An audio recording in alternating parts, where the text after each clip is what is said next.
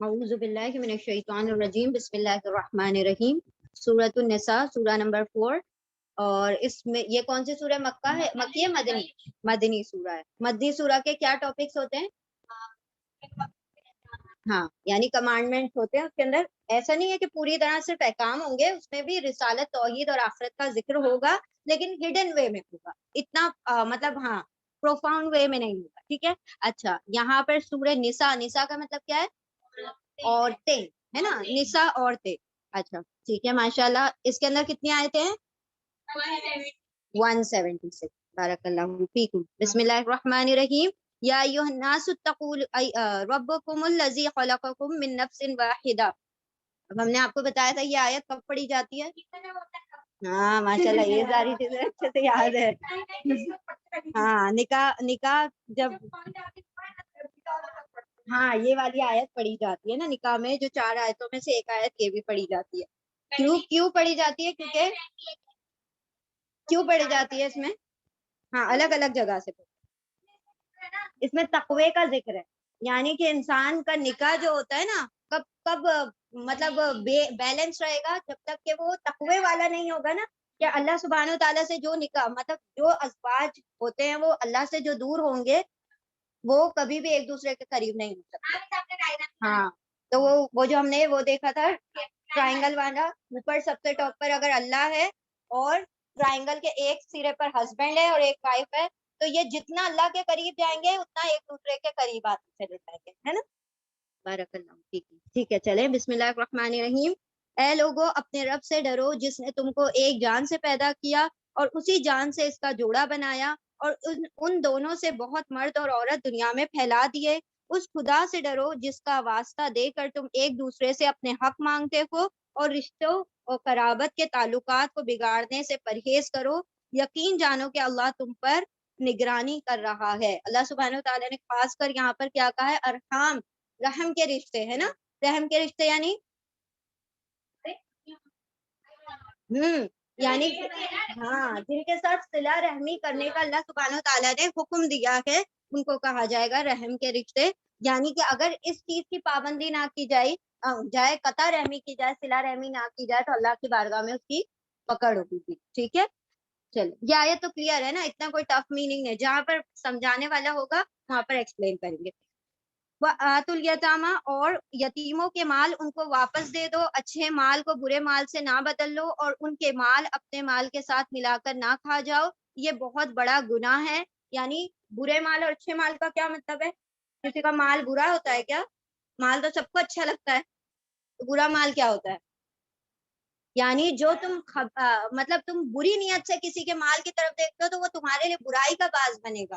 تو یتیم کے مال کو اگر تم غلط نگاہ سے چاہتے ہو کہ میں ہڑپ کر جاؤں یا اس کو کھا جاؤں، تو وہ برا مال ہے۔ جس کو تم اپنے مال میں ملا لو گے تو وہ برا جو خباثت ہے وہ تم نے کیا کر لی؟ پاکی میں ملا لی، اور جو تمہارا پاک مال تھا وہ بھی کیا ہو گیا؟ ضائع ہو جائے گا۔ تو بری نظر سے کسی کا مال کا نا، یتیموں کا خصوصاً۔ اچھا، سورہ نساء جو بیسیکلی کس ٹاپک پر ڈیل کر رہی ہے؟ کمزور طبقوں کے اوپر، جیسے کہ عورتیں ہیں، یتیم بچے ہیں، تو یہ کیا کمزور ہے نا، معاشرے کے کمزور طبقے، یہ اپنے ڈیفینس خود نہیں کر پاتے، تو اللہ سبحانہ وتعالیٰ نے ان کے ڈیفینس میں یہ آیتیں نازل کی ہیں۔ آیت نمبر 3، اور اگر تم یتیموں کے ساتھ بے انصافی کرنے سے ڈرتے ہو تو جو عورتیں تم کو پسند آئیں ان میں سے 2 3 3 4 4 سے نکاح کر لو، لیکن اگر تمہیں اندیشہ ہو کہ ان کے ساتھ عدل نہ کر سکو گے تو پھر ایک ہی بیوی کرو، یا ان عورتوں کو زوجیت میں لاؤ جو تمہارے قبضے میں آئی ہیں۔ بے انصافی سے بچنے کے لیے یہ زیادہ قریب ثواب ہے۔ یہاں پر اللہ سبحانہ وتعالیٰ نے 4 شادیوں کی اجازت دی۔ ہر کسی کو ہے 4 شادی کی اجازت؟ نہیں، صرف ہاں، مردوں کو بھی ہے، ایکچولی مردوں کو ہی ہے، مطلب ہر مرد کو ہے 4 شادی کی اجازت۔ کس کو اجازت ہے؟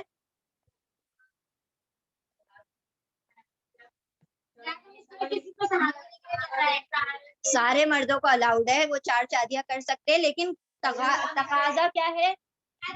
عدل۔ سارے مرد کر لیں 4 شادیاں، لیکن وہ 4 بیویوں میں اگر عدل کر سکتے تو سب کر لیں۔ ہاں، شوق سے بھی کر سکتے ہیں، لیکن اگر عدل نہیں کر سکتے تو اللہ سبحانہ تعالیٰ کے بارگاہ میں پھر ان کی پکڑ ہے، ٹھیک ہے، اگر وہ عدل نہ کر سکے. ایسا نہیں کہ میں مزے کے لیے کر لیے وہ. ہاں ہاں. تو یہاں پر اللہ سبحانہ تعالیٰ نے فرمایا کہ یتیموں، اب یہ یتیم بچیوں کی بات ہو رہی ہے. وہ لڑکیاں جو یتیم ہوتی تھی تو لوگ دیکھتے تھے کہ اگر وہ خوبصورت ہوتی تھی تو اس سے نکاح کر لیتے تھے، اگر وہ خوبصورت نہیں ہوتی تھی لیکن مالدار ہوتی تھی تو کیا کرتے، اس کو نکاح میں تو لے لیتے تھے لیکن اس کے حقوق اس کو نہیں دیا کرتے، جو زوجیت کا حق ہے اس کو نہیں دیا کرتے. تو اللہ سبحانہ تعالیٰ نے فرما دیا کہ اگر وہ عورتیں مطلب تم اگر ان کے ساتھ انصاف نہیں کر سکتے تو تم کوئی غیر عورتوں کے ساتھ کیا کر لو، نکاح کر لو، یا جو تمہاری باندیاں ہیں ان کے ساتھ تم کیا کر سکتے ہو، نکاح کر سکتے ہو. ان کے ساتھ بے انصافی سے بچو. بے انصافی سے بچنے کے لیے زیادہ قریب ہے کہ تم دوسری عورتوں سے نکاح کر لو. وَآتُوا النِّسَاءَ صَدَقَاتِهِنَّ نِحْلًا، اور عورتوں کے مہر خوشی دلی کے ساتھ فرض جانتے ہوئے ادا کیا کرو. ایک اللہ سبحانہ تعالیٰ نے فریضہ کیا ہے تو ایک بوجھ نہ جانو اس چیز کو. یہ کیا ہے، نحلا، اس کو خوشی خوشی ان کو ادا کر دو. البتہ اگر وہ خود اپنی خوشی سے مہر کا کوئی حصہ تمہیں معاف کر دیں تو اسے تم مزے سے کھا سکتے ہو. یعنی عورت کے اوپر ڈیپینڈ ہے وہ مہر کا جو مطلب جو بھی قیمت ہے، جو بھی چاہے وہ قیمت ہو یا کوئی مال ہو یا کوئی ویلتھ ہو، کچھ بھی ہوگا، اگر وہ عورت معاف کرے گی تو ہی وہ معاف ہو سکتا ہے. ادروائز یہ نہیں کہ ہم خود سے اسے معاف کروا لیں. بہت سارے لوگ کرتے ہیں نا کہ وہ مر جاتی ہو تو پھر کیا کہتے ہیں، میرا مہر معاف کر دینا. یہ دیتے نہیں ہے پوری زندگی پر، بیچاری مر جاتی ہے تو پھر اس کی قبر پہ بیٹھ کے اس کو بولتے ہیں میرا مہر معاف کر دینا. اللہ سبحانہ تعالیٰ نے فرمایا کہ مہروں کو کیا کرو، اس کو خوشی خوشی ادا کرو اپنا فریضہ سمجھ کر. لیکن اگر عورتیں معاف کر دیں تو پھر تم پر کوئی حرج نہیں ہے کہ تم ان کے مہر جو ہے استعمال کر سکو. اور آیت نمبر 5، اور اپنے وہ مال جنہیں اللہ نے تمہارے لیے قیام زندگی کا ذریعہ بنایا ہے نادان لوگوں کے حوالے نہ کرو، البتہ انہیں کھانے اور پہننے کے لیے دو اور انہیں نیک ہدایت کرتے رہو. اب نادان لوگ یعنی وہ جو یتیم بچے ہیں، ابھی بلوغت کو نہیں پہنچے، ان کو شعور نہیں آیا، تو ایسا نہیں کرو کہ ان کے مال ان کو تھما دو کہ بھائی میرے سر سے تو ذمہ داری جائے، تو وہ کیا کریں گے، اس کو ضائع کر دیں گے. تو اللہ سبحانہ تعالیٰ نے کیا فرمایا، نادان لوگوں کے حوالے نہ کرو، البتہ انہیں کھانے اور پہننے کے لیے دو اور انہیں نیک ہدایت کرتے رہو. نیک ہدایت کرتے رہو یعنی کہ ان کو ان کی جانچ پرکھ کرتے رہو اور ان کو سمجھاتے رہو، مطلب اس چیز کے بارے میں ساری انفو دیتے رہو. پھر اس کے بعد جب وہ ہم نے جب پہلے سورے میں پڑھا تھا نا کہ جب وہ شعور کی عمر کو پہنچ جائے تو پھر ان کے مال ان کو دے دو اور پھر اس پہ گواہ بن. ٹھیک ہے، چلے آیت نمبر 6، اور یتیموں کی آزمائش کرتے رہو. یعنی آزمائش کیا مطلب، ان کو آزمائش میں ڈالتے رہو، ان کو چیک کرتے رہو کہ وہ شعور کو پہنچے. یعنی کیسے، ان سے ایسے سوال کرو، حساب کتاب کے سوال کرو، ان سے کسی مشورے میں ان سے مشورہ لو کہ وہ صحیح مشورہ دے پا رہے کہ نہیں، تو اس سے تم کو کیا پتا چلے گا، ہاں بھائی ابھی ان کے اندر ہاں شعور آ گیا. تو ان کو آزماتے رہو یہاں تک کہ وہ نکاح کے قابل عمر کو پہنچ جائیں. پھر اگر تم ان کے اندر اہلیت پاؤ تو ان کے مال ان کے حوالے کر دو. ایسا کبھی نہ کرنا کہ حد انصاف سے تجاوز کر کے اس خوف سے ان کے مال جلدی جلدی کھا جاؤ کہ وہ بڑے ہو کر اپنے حق کا مطالبہ کریں گے. دوسری چیز کیا فرما دی کہ جلدی جلدی مال ہڑپ کر دو کہ ارے بڑا ہو جائے گا تو مجھ سے ہاں دینا پڑے گا، تو میں کیا کروں، کہیں پر بھی الٹی سیدھی جگہ لگا کر بس مال کو ختم کرنا مقصود بنا لو اپنا. تو یہ کبھی نہ کرنا. اور وہ اپنے حق کا مطالبہ کریں گے. یتیم کا جو سرپرست مالدار ہو وہ پرہیزگاری سے کام لے. یعنی کہ اگر وہ جس کے انڈر کسٹڈی آئی ہے کس کی، یتیم کی، تو وہ اگر گارجین وہ خود بھی مالدار ہے تو اس کے مال میں سے ایک پھوٹی کوڑی نہ لے. اگر وہ کیسا غریب ہے، وہ خود اپنا ہی مطلب کے کھانے کے لالے پڑے ہوئے ہیں، تو اب وہ کیا کرے گا، وہ یتیم کے مال میں سے اتنا لے سکتا ہے جتنا کہ ایک سمجھ لو کہ جیسے سیلری ہوتی ہے اس ٹائپ سے، یا اس کے کھانے میں اپنا کھانا ملا سکتا ہے. تو یہاں پر وہ چیز بھی کلیئر کر دی گئی کہ یتیم کے سرپرست اگر مالدار ہو وہ پرہیزگاری سے کام لے اور جو غریب ہو وہ معروف طریقے سے کھائے. پھر جب ان کے مال ان کے حوالے کرنے لگو تو لوگوں کو اس پر گواہ بنا لو اور حساب لینے کے لیے اللہ کافی ہے. یعنی کہ حساب لینے کے لیے اللہ کافی ہے. یہاں پہ صفت کیوں آ گئی کہ اللہ سبحانہ وتعالیٰ جو اگر تم کسی قسم کی کمی کوتاہی کرو گے ان کے مالوں میں یا کچھ ان کے مینیپولیٹ کر لیتے ہیں نا لوگ، کیا کرتے ہیں مال کو، وہ تو بچہ ہے اس کو تو کسی بھی طریقے سے وہ کر کے ہاں اس کو باتوں میں لے کر یا مینیپولیٹ کر کے بہت سارے لوگ کچھ بھی بہانا کہ بھائی تیری بیماری ہوئی تھی اس میں اتنا پیسہ اڑ گیا, یہ ہو گیا وہ ہو گیا, تو ایسے بہانے بنا دیتے ہیں. اللہ سبحانہ تعالیٰ فرما رہے تمہارا رب جو ہے بڑا حسیبہ, کیا ہے, حساب کرنے والا. یہاں تم نے کچھ کیا کمی کوتاہی, وہاں جا کے تم سے حساب کتاب دینے کے لیے یعنی پھر ریڈی ہو جاؤ.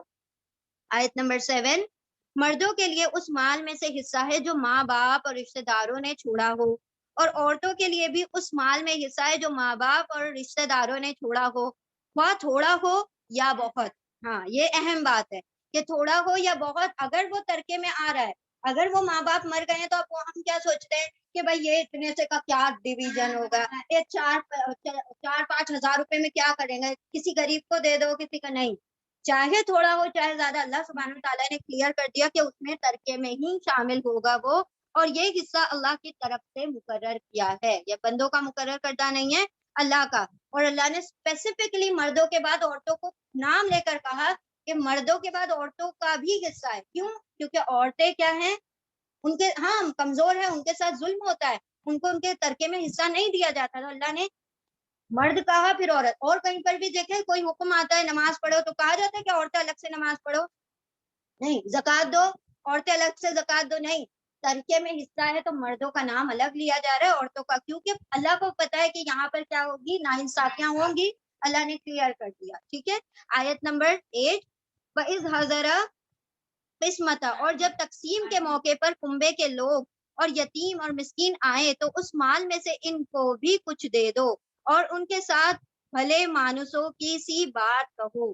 یعنی کہ کوئی ایسا بچہ ہے جو کہ مطلب وہ تمہارے خاندان کا نہیں ہے لیکن وہ یتیم ہے, ٹھیک ہے, اور دوسرا کیا, کوئی مسکین آ گیا ہے, کوئی ایسا ہے جو نادار ہے, وہ چاہے خاندان کا ہو یا باہر کا, کوئی مسکین ہے لیکن ان کا ترکے میں حصہ نہیں پڑتا.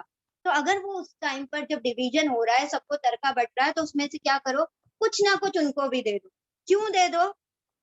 لوگوں کو اس بات کا خیال کر کے ڈرنا چاہیے کہ اگر وہ خود اپنے پیچھے بے بس اولاد چھوڑتے تو مرتے وقت انہیں اپنے بچوں کے حق میں کیسے کچھ اندیشے لاحق ہوتے. بس چاہیے کہ وہ خدا کا خوف کریں اور راستے کی بات کریں. یعنی کہ اللہ سبحانہ تعالیٰ نے یہاں پر کیا کہا کہ امیجن کرو. السلام علیکم.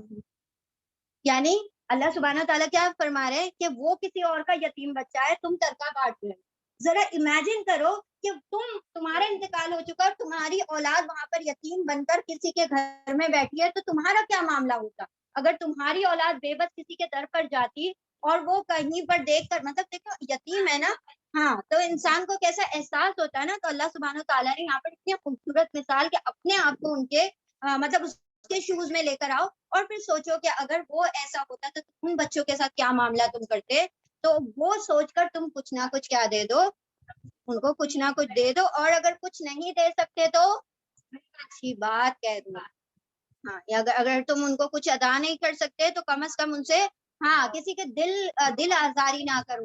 یعنی کیا ہوتا ہے کہ جب ایسے ترکے وغیرہ بٹ رہے ہوتے ہیں تو کیا کرتے ہیں, جاؤ جاؤ نکلو, یہ ہماری پرسنل باتیں ہیں یہاں پہ مال کا, ہاں, تو سب کو بھگا دیتے ہیں نا, کسی کا دل توڑا جاتا ہے. تو اللہ نے فرمایا کہ یہاں پر اگر کچھ نہیں دے سکتے تو کم از کم بھلی بات کہہ کر ان کو روانہ رخصت کر دو. آیت نمبر 10, ان الذین یاکلون اموال الیتیمہ, جو لوگ ظلم کے ساتھ یتیموں کے مال کھاتے ہیں در حقیقت وہ اپنے پیٹ میں آگ بھرتے ہیں. ہو گئی نا.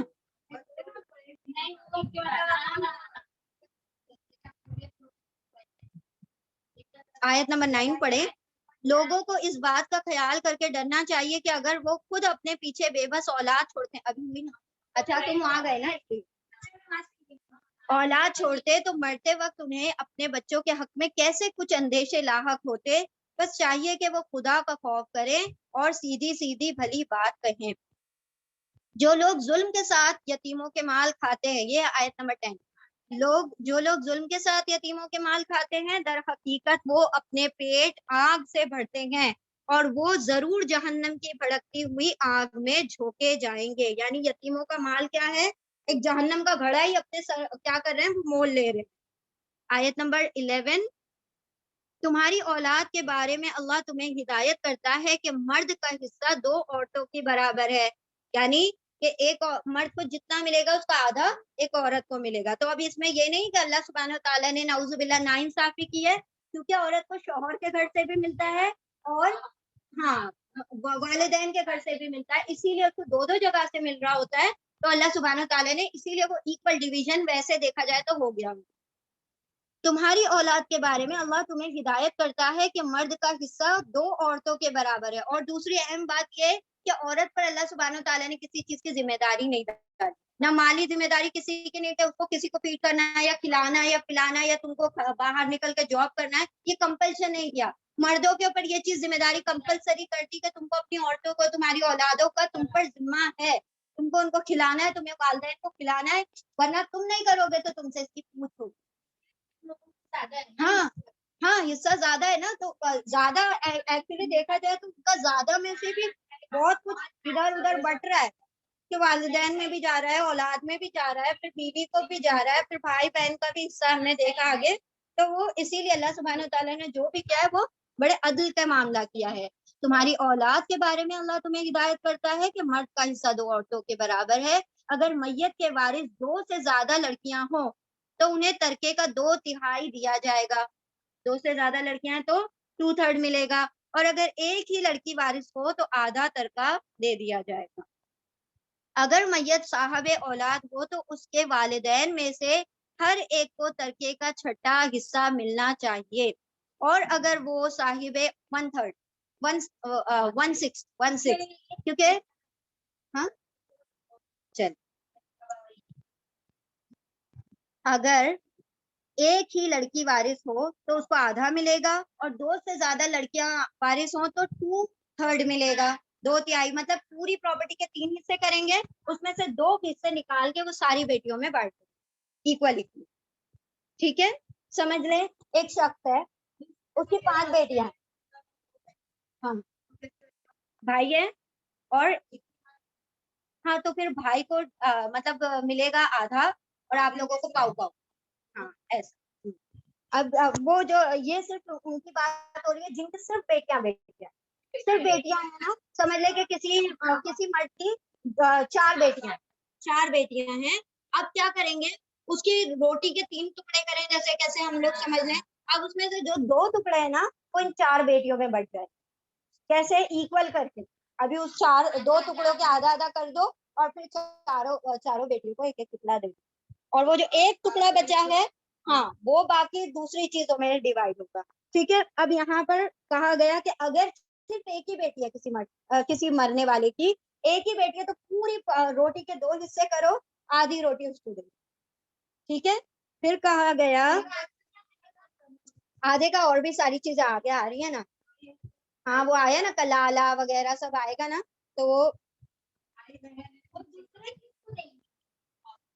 وہی ہم بتا رہے ہیں نا کہ آگے ابھی ساری چیزیں آ رہی ہے نا, کہ اگر اس کے بھائی بہن ہیں تو پھر ماں باپ ہیں تو پھر کیا ہوگا, تو سب کے الگ الگ حصے بتائے گئے کہ پہلے بیٹی کا دیکھ لو آدھا حصہ, اب وہ جو بچ رہا ہے تو اس میں والدین کو جائے گا, اس کے اولاد اگر آ رہا ہے نا کہ اگر صاحب اولاد بھی ہے تو پھر اس کو اور ڈیوائڈ کیا جائے گا, 1/6 حصہ والدین کو چلا جائے گا, یعنی آدھا حصہ تو بیٹی کو دے دیا. اب وہ جو بچہ پراپرٹی اس میں سے 1/6 حصہ والدین کو جائے گا. اس طریقے سے سارا ڈیویژن ہوگا. ہم یہ ڈیویژن آپ لوگوں سے نہیں پوچھنے والے, ٹھیک ہے, کیونکہ یہ سارا کیا ہوتا ہے نا, یہ سارا مفتیوں کے کام ہے, ہمارا کام نہیں ہے نا. تو یہ ہم تو کہتے ہیں نا بھائی وہ روٹی پہ سمجھنا بہت آسان ہے, روٹی پہ سمجھنا از ویری ڈیفیکلٹ ٹاسک. تو وہ ہاں ہم لوگ نے کرے تھے نا ووٹ پہ,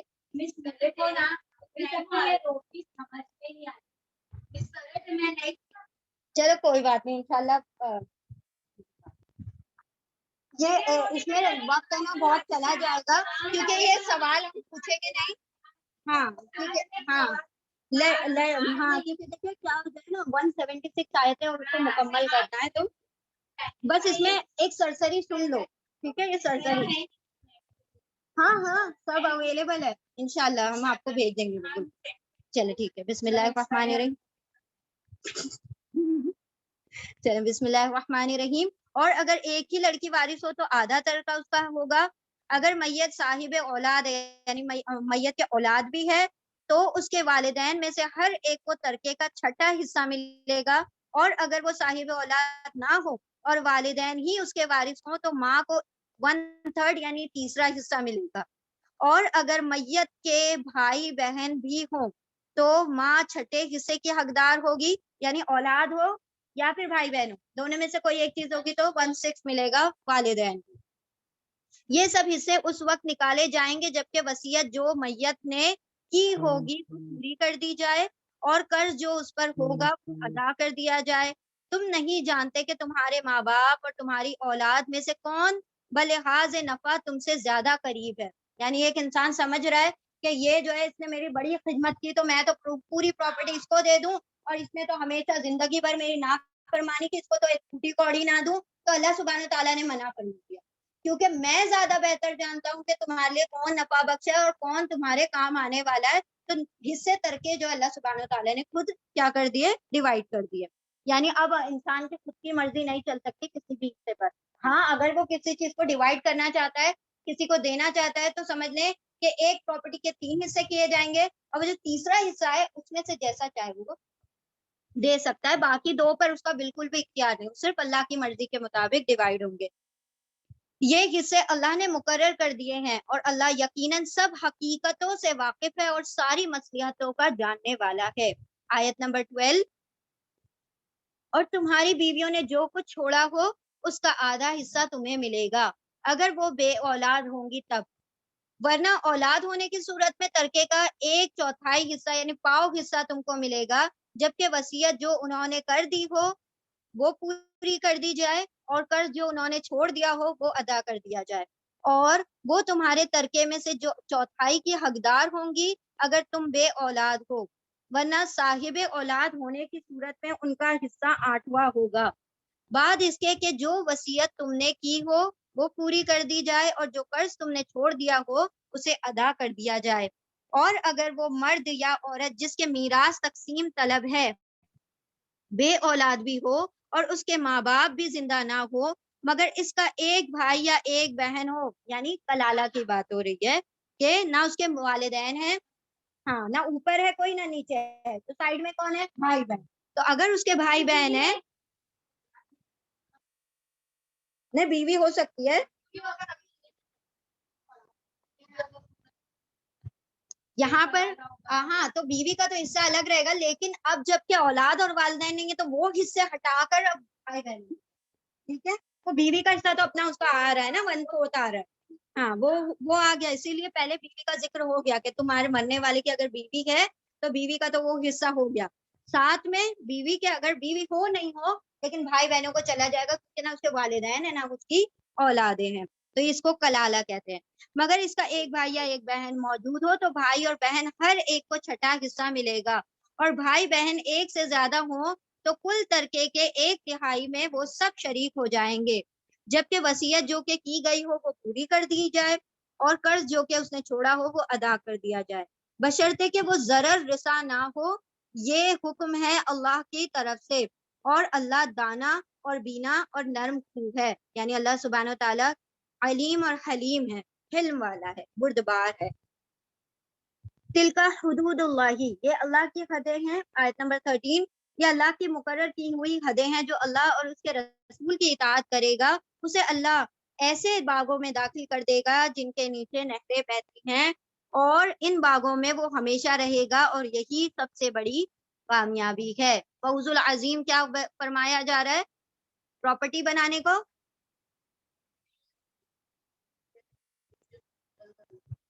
جو جنت میں داخل کر دیا جائے اور جہنم سے بچا لیا جائے وہ سب سے بڑی کامیابی میں. یہاں پر صرف جنت کا تذکرہ کیا ہے، ٹھیک ہے. آیت نمبر 14.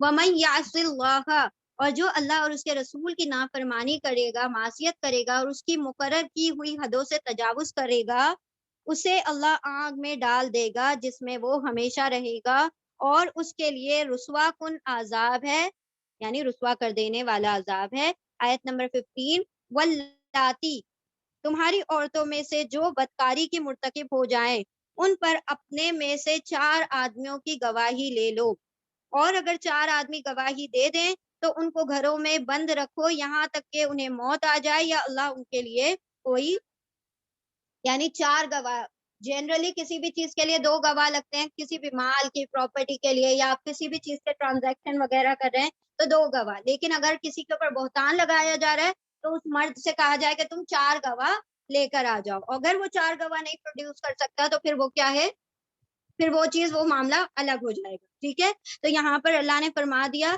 कि अगर तुम 4 गवाह नहीं अगर तुम्हें 4 गवाह मिल जाए तो फिर क्या करो, उन्हें उनके घरों में कैद कर दो जब तक कि मौत आ जाए या अल्लाह सुब्हानहू तआला उनके लिए कोई दूसरा बेहतरीन फैसला फरमा दे।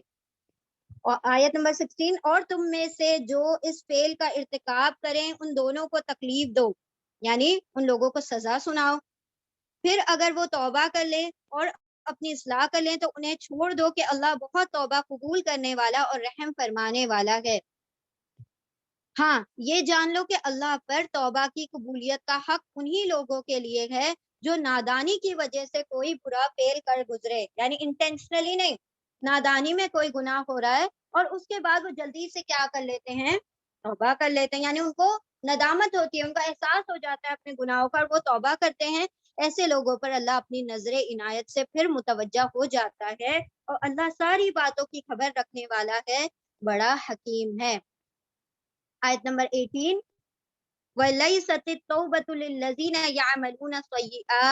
मगर तौबा उन लोगों के लिए नहीं है जो बुरे काम किए चले जाते हैं। मतलब एक उन्होंने अपने कामों पर क्या करते हैं, बुरे कामों पर इसरार करते हैं, बार बार करते रहते हैं, यहाँ तक कि जब उनमें से किसी की मौत का वक्त आ जाता है उस वक्त वो कहता है कि अब मैंने तौबा कर ली। बिल्कुल ये एग्जाम्पल फिरौन वाला है ना, कि अब मैं तौबा करता हूँ। और इसी तरह तौबा उनके लिए भी नहीं है जो मरते दम तक काफिर रहें, ऐसे लोगों के लिए तो हमने दर्दनाक सजा तैयार कर रखी है।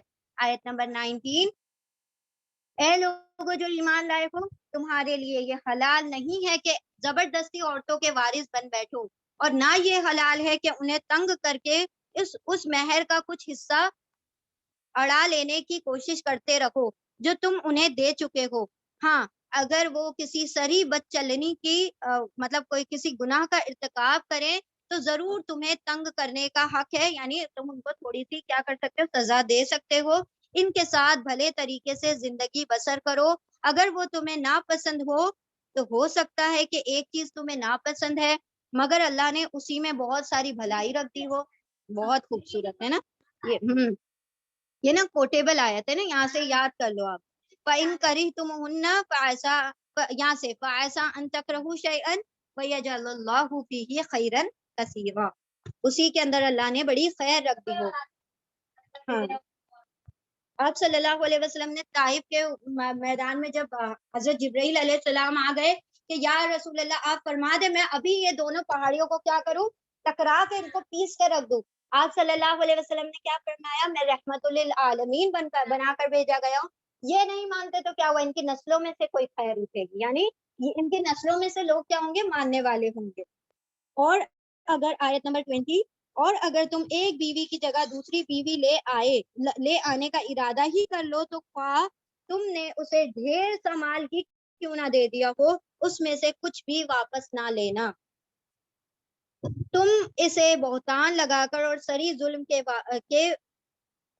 के साथ वापस लोगे। यानी यहाँ पर अल्लाह सुब्हानहू तआला क्या फरमा रहे हैं कि अगर तुम दूसरा निकाह करना चाहते हो, अपनी पहली बीवी को छोड़ना चाहते हो, तो तुम उसको जो भी माल दिया है, जो भी गिफ्ट दिए हैं, माल दिया है, मेहर दिया है, हाँ, अगर तुम उसको छोड़कर दूसरी बीवी उसके ऊपर लेकर आते हो तो तुम क्या करोगे, उससे कुछ भी वापस नहीं लोगे।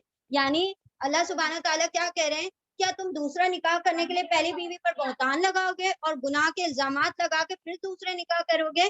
तो यहाँ पर अल्लाह सुब्हानहू तआला ने इस काम से रोक दिया। अतखुज़ूनहुम बुहतानन व इस्मम मुबीना, क्या तुम उस औरत पर यानी बहुतान लगाकर उस पर झूठी बातें कस के फिर दूसरे और औरत से निकाह करोगे, यानी ये क्या है, बहुत बड़ा गुनाह है। और अगर तुम एक बीवी की जगह दूसरी बीवी ले आने का इरादा ही कर लो तो ख्वाह तुमने उसे ढेर सा माल ही क्यों ना दे दिया हो, उसमें से कुछ वापस ना लेना। तुम उसे बहुतान लगाकर और सरी जुल्म करके वापस लोगे, यानी कि उस औरत के ऊपर गुनाह का इल्जाम लगा दो। अब वो क्या होगी, जब तुम किसी सरी बदचलनी का इल्जाम लगा दोगे और कहोगे कि भाई इसने इससे पहले आयत में क्या आया, کہ اگر وہ کسی گناہ کا ارتکاب کرتی ہے تو تم اس کو سزا بھی دے سکتے ہو, اس کا مال بھی لے سکتے ہو, تاکہ اس کو احساس ہو کہ اس نے بہت گناہ کیا ہے. تو تم کیا چاہتے ہو کہ مال لینے کے لیے تم اس کے اوپر گناہ کا الزام لگا دو. کچھ لوگ کرتے ہیں نا کہ بھائی اس کے اوپر غلط الزام لگا دیا جائے تاکہ کیا ہوتا ہے, میرا مال تو میرے پاس واپس آ جائے. تو یہاں پر اس چیز سے روکا گیا ہے. وہ کئی پر خزونہ ہو, اور آخر تم اسے کس طرح سے لوگے جبکہ تم ایک دوسرے سے لطف اندوز ہو چکے ہو اور وہ تم سے پختہ عہد لے چکی ہیں. یعنی جب تم نے مرائٹل اوتھ لیا تھا, جب تم ایک دوسرے کے ساتھ کیا کر رہے تھے, وعدے کر کے تم نے جب نکاح کیا تھا, اور تم نے جب ایک دوسرے کے ساتھ کیا کیا, تعلق قائم کر لیا, اب کیسے تم اس سے کیا کر سکتے ہو, کوئی بھی چیز واپس لے سکتے ہو. ایک حدیث کا مفہوم ہے نا کہ جو کسی کو کوئی چیز دیتا ہے اور پھر وہ اسے لے لے واپس, تو کیسا ہے وہ, ہاں جس طرح سے سوچنے میں کتنا عجیب سا لگتا ہے نا, کراہت والا, کہ کسی جیسے کتے نے کہہ کر کے پھر اسے نگل لیا. تو اللہ سبحانہ تعالیٰ نے اسی لیے دی ہوئی چیزوں کو لینے سے واپس لینے سے منع فرما دیا. آیت نمبر 22, اور جن عورتوں سے تمہارے باپ نکاح کر چکے ہوں ان سے ہرگز نکاح نہ کرو مگر جو پہلے ہو چکا تو ہو چکا. اور حقیقت یہ ہے, یہ حقیقتاً یہ ایک بڑی بے حیائی کا کام ہے, ناپسندیدہ بھی ہے اور برا چلن ہے. یعنی کہ اگر تمہارے والد اس سے نکاح کر چکے ہوں تو اب تم نے کیا کرنا ہے, اس سے نکاح, کیونکہ وہ تمہاری کیا ہو گئی, اب وہ ماں کے درجے پر آ گئے, تو ماں سے نکاح نہیں کر سکتے, اسی لیے یہاں پر اس سے روک دیا گیا. یہ اصل میں یہ ساری چیزیں ایسے آج کے دور میں تو خیر نہیں ہوتی, لیکن یہ اس دور میں ہو رہا تھا نا, تو اللہ سبحانہ تعالیٰ نے اس کے مطابق احکامات نازل کیے. آیت نمبر, لیکن اب جو ہے نا, جو فورن کنٹریز وغیرہ میں یہ ساری چیزوں کا بھی کوئی لحاظ نہیں رکھا جا رہا. یہ کیونکہ قرآن جو ہے ٹائم لیس ہے, کسی دور کے مطابق نہیں ہے, اس کے میسیجز تو ہر دور میں کیا ہوں گے, فلفل ہوتے رہیں گے نا, وہ کام پورا کرتے رہیں گے. آیت نمبر 23, تم پر حرام کی گئی تمہاری مائیں. اب یہاں پر لسٹ آ رہی ہے ان عورتوں کی جو کہ کیا ہے, جن سے نکاح نہیں کیا جا سکتا ہے نا. سب سے پہلے تمہاری مائیں تمہارے لیے حرام ہے, یعنی تم ان سے نکاح نہیں کر سکتے.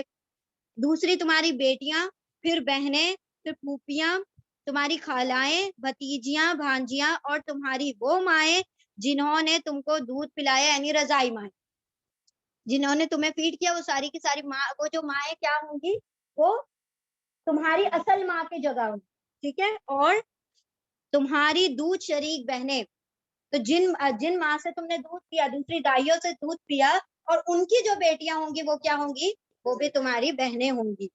اور تمہاری بیویوں کی مائیں, تمہاری بیویوں کی مائیں یعنی تمہاری سانسیں, اور تمہاری بیویوں کی لڑکیاں, یعنی کہ اگر تمہاری, اب دیکھیں تمہاری بیویوں کی لڑکیاں, اب لوگ کہتے ہیں نا محرم کیسے رہے گی, نہ محرم کیسے رہے گی, جب وہ تمہاری بیویوں کی لڑکیاں سے کیا مطلب ہے کہ اگر کوئی شخص دوسری ماں باپ ہو گیا نا, نہیں یہ ان بیویوں کی بات کرے کہ جسے وہ نکاح میں لے رہا ہے کسی عورت کو, already she had some children, اب وہ اس عورت کی پہلے سے بیٹی ہے, اب وہ کسی کے نکاح میں آ رہی ہے, تو وہ تمہارے لیے وہ بیٹی حرام ہوگی. حرام کا کیا مطلب ہے, تم اس سے نکاح نہیں کر سکتے. اب نکاح نہیں کر سکتے اس کا کیا مطلب ہے, وہ ناٹ نامحرم, ٹھیک ہے.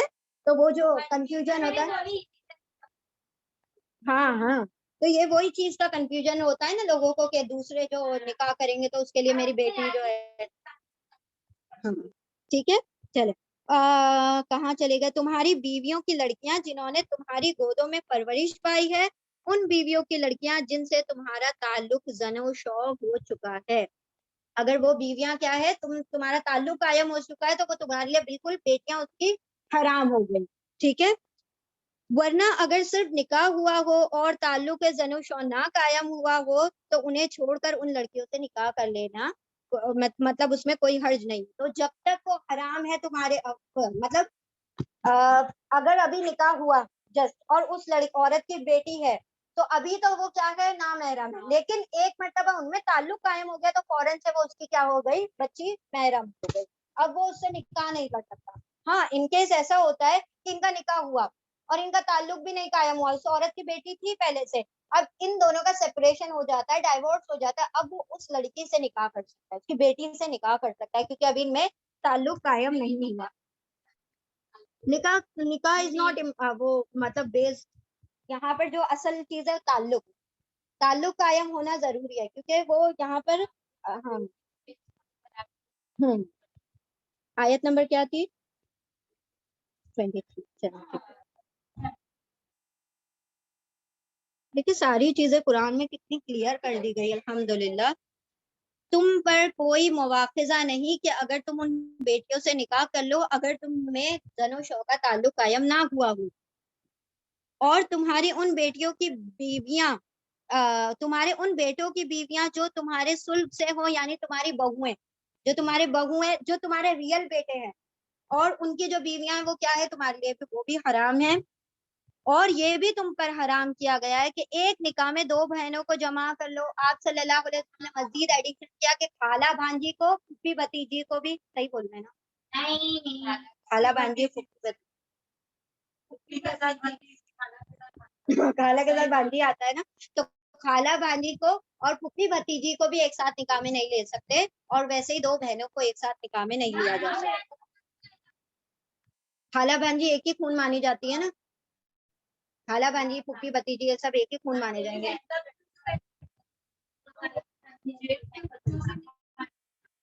نہیں وہ نامحرم ہو گئے نا، جیٹ نامحرم ہے نا، ان کے لڑکے بھی نامحرم ہی. ٹھیک ہے، ہاں سسر محرم، سسر محرم جی. اور یہ بھی تم پر حرام کیا گیا ہے کہ ایک نکاح میں دو بہنوں کو جمع کر لو، مگر جو پہلے ہو چکا سو ہو چکا، اللہ بخشنے والا اور رحم فرمانے والا. یعنی ایک بیٹی مر جائے یا اسے نکاح طلاق ہو جائے تو پھر دوسری بہن کو اس کے نکاح میں لیا جا سکتا ہے. اور وہ عورتیں بھی تم پر حرام ہے، آیت نمبر 24، وہ عورتیں بھی تم پر حرام ہے جو کسی کے دوسرے کے نکاح میں پہلے سے موجود ہے. یعنی شادی شدہ کے اوپر بھی تم نظر رکھے ہوئے وہ بھی منع کیا گیا ہے. محسنات وہ بھی تمہارے لیے حرام ہے، البتہ ایسی عورتیں اس سے مستثنا ہے جو جنگ میں تمہارے ہاتھ آ گئی ہو. اللہ کا قانون ہے، یعنی کہ جو باندھی بن کر آتی ہے نا، اور وہ کیسے ہوتا ہے کہ جب اگر ایک مرد کافر ہے اور عورت ایمان والی ہے تو اور یہ ہمارے ہاتھ تک گئی، تو اگر جیسے اس دور میں کیا ہوا تھا جو ہجرت کر کے آئے تھے، یا پھر ایسا ہوا تھا کہ کچھ قیدیاں بنا لی گئی تھی، باندیاں بنائی گئی تھی، تو ان کے جو مرد تھے وہ کافر رہ گئے تھے اور یہ ایمان لے آئی تھی. تو جیسے ہی دونوں میں سے ایک ایمان والا ہو جائے نکاح، ہاں تو نکاح ٹوٹ جاتا ہے. اور لوگ پتہ نہیں آج کے دور میں کیسے نکاح کر لیتے ہیں کہ بھائی اسپیشل میرج ایکٹ کے انڈر کر لیتے کہ تم اپنے دین پہ چلو ہم اپنے دین پر چلو. ہاں تو یہ لوگ ان لوگوں نے تو سارا فساد پھیلا کے رکھا ہے دنیا میں.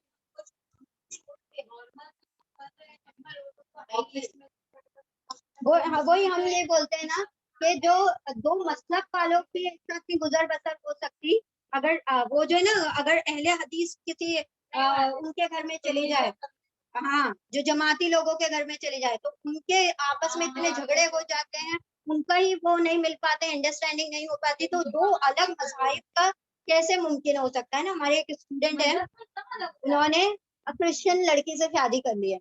اب وہ شی از ایکسپیکٹڈ، اب وہ کیا دعا کر رہی ہے کہ میرے دو، وہ کرسچن ہے، اب وہ بولتی ہے کہ دو بچے ہوں گے نا تو ایک کو کرسچن بنائیں گے اور ایک کو مسلم.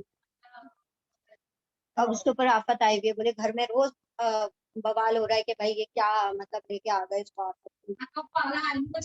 اور وہ اور اس کو پتہ نہیں، اللہ رحم کرے. چلیں خیر، بسم اللہ الرحمن الرحیم. البتہ ایسی عورتیں اس سے مستثنا ہے جو جنگ میں تمہارے ہاتھ آ جائیں، یہ اللہ کا قانون ہے جس کی پابندی تم پر لازم کر دی گئی ہے. ان کے ماں سوا جتنی عورتیں ہیں انہیں اپنے اموال کے ذریعے سے حاصل کرنا تمہارے لیے حلال کر دیا گیا ہے. مال کے ذریعے سے حاصل کرنا کیا مطلب؟ مال دے دے کے خریدو. مہر کی بات ہو رہی ہے، وہ جو فرائض ہے فریضہ ہے ان کی بات ہو رہی ہے کہ وہ دے کر تم ان سے نکاح کر سکتے ہو، بشرطے کہ حصار نکاح میں ان کو محفوظ کرنا ہو، نہ کہ یہ کہ تم آزاد شہوت رانی کرتے پھرو، یعنی افیئر وغیرہ چلاتے پھرو، اس کی قطعی اجازت نہیں ہے. پھر جو ازدواجی زندگی کا لطف تم ان سے اٹھاؤ اس کے بدلے ان کے مہر ان کو بطور فرض ادا کر دو. البتہ مہر کے قرارداد ہو جانے کے بعد آپس کی رضامندی سے تمہارے درمیان اگر کوئی سمجھوتا ہو جائے تو اس میں کوئی حرج نہیں. زندگی کا لطف تم ان سے اٹھاؤ، اس کے بدلے ان کے مہر ان کو ادا کر دو. البتہ مہر کی قرارداد ہو جانے کے بعد آپس کی رضامندی سے تمہارے درمیان اگر کوئی سمجھوتا ہو جائے، یعنی کہ مہر ادا کرنے کے بعد یہ کہ وہ معاف کرنا چاہتی ہے یا تم زیادہ دینا چاہتے ہو، یہ تمہارے آپس کی अंदर की पर्सनल अंडरस्टैंडिंग के मुताबिक वो जो महर का समझौता रहेगा, तो इसमें कोई हर्ज नहीं। यानी कि वो कह रही है कि भाई मुझे महर वगैरह की जरूरत नहीं, मैं खुद बहुत रिच फैमिली से हूँ तो मुझे नहीं चाहिए, तो ये तुम्हारी आपस की पर्सनल है, अंडरस्टैंडिंग है, लेकिन अल्लाह ने फरमा दिया कि तुम जब निकाह में लो तो उनको उनके महर अदा कर दो। अल्लाह अलीम और दाना है, बड़ा हिकमत वाला है। आयत नंबर 25। और जो शख्स तुम में से इतनी मकदरत नहीं रखता, यानी उसकी इतनी कैपेसिटी नहीं है, इतनी उसके पास वो नहीं है इस्तिताअत के खानदानी मुसलमान औरतों से निकाह कर सके, उसे चाहिए कि तुम्हारी उन लौंडियों में से किसी के साथ निकाह कर ले जो तुम्हारे कब्जे में हो और मोमिना हो, यानी ईमान वाली बांदी भी तुम क्या कर सकते हो, निकाह में ले सकते हो, अगर तुम्हारे पास इतनी इस्तिताअत नहीं है कि तुम किसी आजाद औरत से निकाह कर सको। क्योंकि जो गुलाम औरतें होती हैं, लौंडियां होती हैं, उनसे निकाह आसानी से हो जाता है, सस्ते में हो जाता है ना। अगर तुम्हारे पास इतनी कैपेसिटी नहीं है, तुम्हारे पास इतना माल नहीं है, तो उसका कम महर पर भी वो क्या हो जाएंगी, राजी हो जाएंगी। अल्लाह तुम्हारे ईमानों का हाल खूब जानता है। तुम सब एक ही गिरोह के लोग हो, लिहाजा उनके सरपरस्तों की इजाजत से उनके साथ निकाह कर लो और मारूफ तरीके से उनके महर अदा कर दो, ताकि वो हिसारे निकाह में महफूज हो जाएं। आजाद शहवत रानी करती ना फिरें और ना चोरी छुपे आशनाइयां करें। फिर जब वो हिसारे निकाह में महफूज हो जाएं और उसके बाद किसी बदचलनी के मुर्तकिब हो जाएं, तो उनमें से उन पर उस सजा की बनिस्बत आधी सजा है जो खानदानी औरतों यानी आजाद औरतों को जो भी सजा मिलेगी, लौंडी को उसकी आधी सजा मिलेगी। ये सहूलत तुम में से उन लोगों के लिए पैदा की गई है जिनकी शादी ना करने से जिनकी शादी ना करने से बंद तकवा के टूट जाने का अंदेशा हो, लेकिन अगर तुम सब्र करो तो ये तुम्हारे लिए बेहतर है, और अल्लाह बख्शने वाला और बड़ा रहम फरमाने वाला है। एक मिनट, हाँ। निकाह का ये हुक्म तुम में से उन लोगों के लिए है जिन्हें गुनाह और तकलीफ का अंदेशा हो, और तुम्हारे जब्त करना बहुत बेहतर है, और अल्लाह ताला बड़ा बख्शने वाला है। यानी एक शख्स है, उसको पता है कि मैं अपने आप को कंट्रोल नहीं कर सकता, तो वो क्या करे, अगर वो उसके पास इस्तिताअत भी नहीं है लेकिन उसको अपने शहवत पर कंट्रोल भी नहीं है, तो वो क्या करे, किसी बांदी ही से जल्द से जल्द क्या कर ले, निकाह कर ले। आप सल्लल्लाहु अलैहि वसल्लम ने इसका एक और सोल्यूशन बताया है कि कसरत से क्या किया जाए, रोजे रखा जाए। जो लोग क्या है, कुंवारे हैं, तो वो क्या करें, कसरत से रोजा रखें, ताकि वो क्या कर सके, अपने आप पर, अपने डिजायर और शहवत पर कंट्रोल कर सके। युरीदुल्लाहु लियुबय्यिना लकुम वयहदीकुम।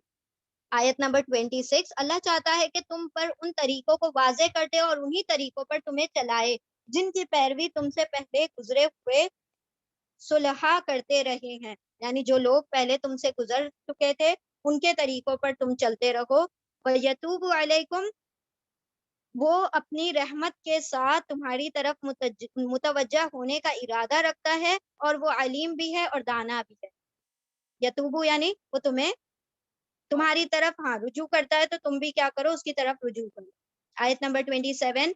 हाँ, अल्लाह तो तुम पर रहमत के साथ तवज्जा करना चाहता है, मगर जो लोग खुद अपनी ख्वाहिशात नफ्स की पैरवी कर रहे हैं, वो चाहते हैं कि तुम राह रास्त से हटकर दूर निकल जाओ। यानी कि जो लोग अपनी ख्वाहिश नफ्स की पैरवी करते हैं, तो वो जो अपने सर्कल में जितने लोग होते हैं ना, वो चाहते हैं कि वो भी इसी रविश पर चले जिस पे मैं चल रहा हूँ। मुझे फजूल चीजों का अगर शौक है, मुझे थिएटर जाने का शौक है, मुझे मूवीज देखने का शौक है, तो मेरे ग्रुप के सारे लोग क्या करें, मेरे साथ यही सारे काम करें। तो अल्लाह सुब्हानो तआला ने यहाँ पर फरमाया कि अल्लाह तो तुम्हारी तरफ रहमत से रुजू हो रहा है, लेकिन जो लोग नफ्स की पैरवी करते हैं, वो क्या चाहते हैं कि तुम भी उन्हीं की तरह नफ्स परस बन जाओ, है ना, अपनी ख्वाहिश नफ्स की पैरवी शुरू कर दी। आयत नंबर 28। अल्लाह तुम पर से पाबंदियों को हल्का करना चाहता है, क्योंकि इंसान कमजोर पैदा किया गया है, किस मामले में, नफ्स के मामले में। वैसे कमजोर की बात नहीं हो रही कि वो गिरा पड़ा जा रहा है, मतलब यानी कि वो नफ्स के मामले में इतना कमजोर है कि अपने आप को कंट्रोल नहीं कर सकता। ठीक है, तो इसीलिए अल्लाह सुब्हानो तआला ने तुम्हारे लिए हर रूल में क्या कर दी, रिलैक्सेशन रख दिया। हर रूल के अंदर कोई ना कोई इस्तिस्ना और एक्सेप्शन रख दिया। कोई रूल देखे, कोई हार्ड एंड फास्ट रूल नहीं है। अल्लाह ने अगर रोजे को भी रखने को कहा, तो फिर उसमें कहा कि अगर बीमार हो, अगर सफर में हो तो रोजे ना रखो, ہے نا. اگر تم نہیں رکھ سکتے, تم بڑھاپے کو پہنچ گئے اور مطلب تمہارے اندر طاقت نہیں, تو تم فدیہ دے دو. تو یہ سارا کیا ہے, اللہ کی طرف سے پرووائڈ کی ہوئی آسانیاں ہیں. تو اللہ تو تم پر آسانیاں کرنا چاہتا ہے, کیونکہ انسان نفس کے معاملے میں بڑا کمزور پیدا کیا گیا ہے. آیت نمبر 29, اے لوگوں جو ایمان لائے ہو, آپس میں ایک دوسرے کے مال باطل طریقے سے نہ کھا جاؤ, لین دین ہونا چاہیے آپس کی رضامندی سے, اور اپنے آپ کو قتل نہ کرو, یقین مانو کہ اللہ تمہارے اوپر مہربان ہے. یعنی سوسائڈ, سلو پوائزن, لوگ منشیات میں مبتلا ہو جاتے ہیں, ہے نا, یعنی ڈرگ ایڈکٹ ہو جاتے ہیں, پھر اسموکنگ وغیرہ کر لیتے ہیں. یہ کیا ہے کہ اپنے آپ کو مارنا ہی نا, اپنے آپ کو قتل کرنا ہے. تو اپنی جانوں کو قتل نہ کرو, اور ایک دوسرے کے مال باطل طریقے سے نہ کھا جاؤ. باطل طریقے سے کیسے مال کھانا ہے, مطلب رشوت لے لینا, سود کھانا, یہ سب باطل طریقے ہیں نا, یہ غلط طریقے ہیں. تو اللہ نے فرمایا ایک دوسرے کے مال باطل طریقے سے نہ کھاؤ. آیت نمبر 30, جو شخص ظلم اور زیادتی کے ساتھ ایسا کرے گا, اس کو ہم ضرور آگ میں جھونک دیں گے, اور یہ اللہ کے لیے بہت ہی آسان ہے, کوئی مشکل بات نہیں. آیت نمبر 31, اگر تم ان بڑے بڑے گناہوں سے بچتے رہو, یعنی اگر تم کبیرہ گناہوں سے بچتے رہو گے جن سے تمہیں منع کر دیا گیا ہے, تو تمہاری چھوٹی چھوٹی برائیوں کو بھی کیا کیا جائے گا, دور کر دیا جائے گا. ہم تمہارے حساب سے ساکت کر دیں گے ان چھوٹی برائیوں کو, اگر تم کبیرہ گناہوں سے بچتے رہو گے, اور تم کو عزت کی جگہ پر داخل کریں گے, یعنی جنت میں داخل کریں گے. آیت نمبر 32, اور جو کچھ اللہ نے تم میں سے کسی کو دوسروں کے مقابلے میں زیادہ دے دیا ہے, اس کی تمنا نہ کرو. اب یہاں پر کیا ہوتا ہے, انسان جب دوسروں کا مال دیکھتا ہے, اس کا اسٹیٹس دیکھتا ہے, اس کا کوئی بھی چیز جو اللہ نے زیادہ عطا کی ہے, تو پھر حسد کا مادہ پیدا ہوتا ہے نا. تو دنیاوی معاملے میں کیا دیکھو, اپنے سے نیچے والے کو, اور علم کے معاملے میں اور آخرت کے معاملے میں اپنے سے اونچے والے کو دیکھو, تاکہ تمہیں کیا ہو, تمہیں بھی مطلب اس چیز کی چاہت پیدا ہو, تم بھی سبقت لے جانے کی کوشش کرو نیکیوں کے معاملے میں. اور جو مال اور دولت میں تم سے اونچے ہیں, تو پھر تم نے کیا کرنا ہے, ان لوگوں کی طرف نظر کرنا ہے جو کہ ہم سے بھی کئی زیادہ, کیسے کیسے لوگ دنیا میں, مطلب جن کو 2 وقت کی روٹی نصیب نہیں ہوتی. کچھ لوگ ہوتے ہیں جو کوڑا کرکٹ میں سب کا کھانا بین کر کھا رہے ہوتے ہیں. تو وہ سب دیکھو گے تو کیا ہوگا, شکر کا مادہ پیدا ہوگا. بڑوں کو دیکھو گے تو حسد کا مادہ پیدا ہوگا. حسد کیا کرتی ہے, نیکیوں کو ایسے کھا جاتی ہے جیسے کہ آگ لکڑی کو کھاتی ہے, دیمک لکڑی کو کھا لیتی ہے. اور جو کچھ اللہ نے تم میں سے کسی کو دوسروں کے مقابلے میں زیادہ دیا ہے, اس کی تمنا نہ کرو. جو کچھ مردوں نے کمایا ہے اس کے مطابق ان کا حصہ ہے, اور جو کچھ عورتوں نے کمایا ہے اس کے مطابق ان کا حصہ ہے. کس کمائی کی بات ہو رہی ہے, جاب پہ جانے کی, گناہ اور نیکی, اعمال کی کمائی کی بات ہو رہی ہے, کہ جو جیسا کماؤ گے ویسا تم کو حصہ ملے گا. اللہ سے اس کے فضل کی دعا مانگتے رہو, اللہم انا نسألک من فضلک العظیم. یعنی جب تم کسی کا مال, کسی کی دولت, کسی کا اسٹیٹس, کسی کا رتبہ دیکھتے ہو, تو کیا کہو, اللہ اس کو عطا کیا ہے, وہ تو بڑا فضل والا ہے, مجھے بھی عطا کر دے. اللہ کے فضل میں کسی کی کمی نہیں ہے, تو اس سے فضل کا سوال کرتے رہو, حسد کے معاملے میں نہ پڑ جانا. یقیناً اللہ ہر چیز کا علم رکھتا ہے. آیت نمبر 33, اور ہم نے ہر اس طرقے کے حقدار مقرر کر دیے ہیں جو والدین اور رشتہ دار چھوڑیں. اب رہے وہ لوگ جن سے تمہارے عہد و پیمان ہو, تو ان کا حصہ انہیں دے دو, یقیناً اللہ ہر چیز پر نگران ہے.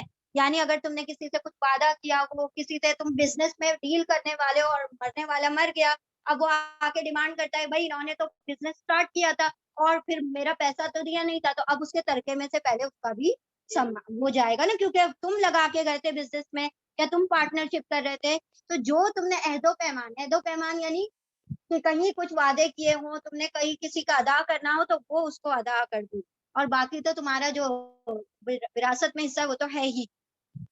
اللہ ہر چیز پر نگران ہے. آیت نمبر 34, مرد عورتوں پر قوام ہے, حاکم ہے, اس بنا پر کہ اللہ نے, کیوں حاکم ہے, اس وجہ سے کہ اللہ نے ان میں سے ایک کو دوسرے پر فضیلت دی. سب سے پہلی بات, اگر ایک مومن ہے اس کے لیے یہی کافی ہو جاتا ہے کہ اللہ نے اس کو حاکم دیا ہے نا. پھر وہ یہ نہیں سوچے گا کہ مجھے کم درجہ کیوں, اس کو زیادہ درجہ کیوں, مردوں کو اونچا مقام اور عورتوں کو نیچا مقام کیوں. تو اللہ سبحانہ و تعالیٰ نے فرمایا کیونکہ تمہارے رب نے ان کو فضیلت دی. تو ایک ایمان والے کے لیے تو یہی کافی ہے نا کہ میرے رب کا یہ حکم ہے. دوسرا اور ریزن کیا بتایا, ایک بات یہ کہ وہ تمہارے حاکم اس لیے ہیں کیونکہ اللہ نے ان کو فضیلت دی ہے. دوسری بات یہ کہ مرد اپنے مالوں کو تم پر خرچ کرتا ہے اور تم عورتیں بڑا گن گن کر اپنے گھروں پر کیا کرتی ہو, مال لگاتی ہے نا. عورتیں کیا کرتی, گنتی ہیں. مرد خرچ کرتا ہے تو گنتا نہیں ہے. اپنے بیوی پہ بھی خرچ کرے گا, اولاد پر بھی خرچ کرے گا, تو یہ گنے گا نہیں.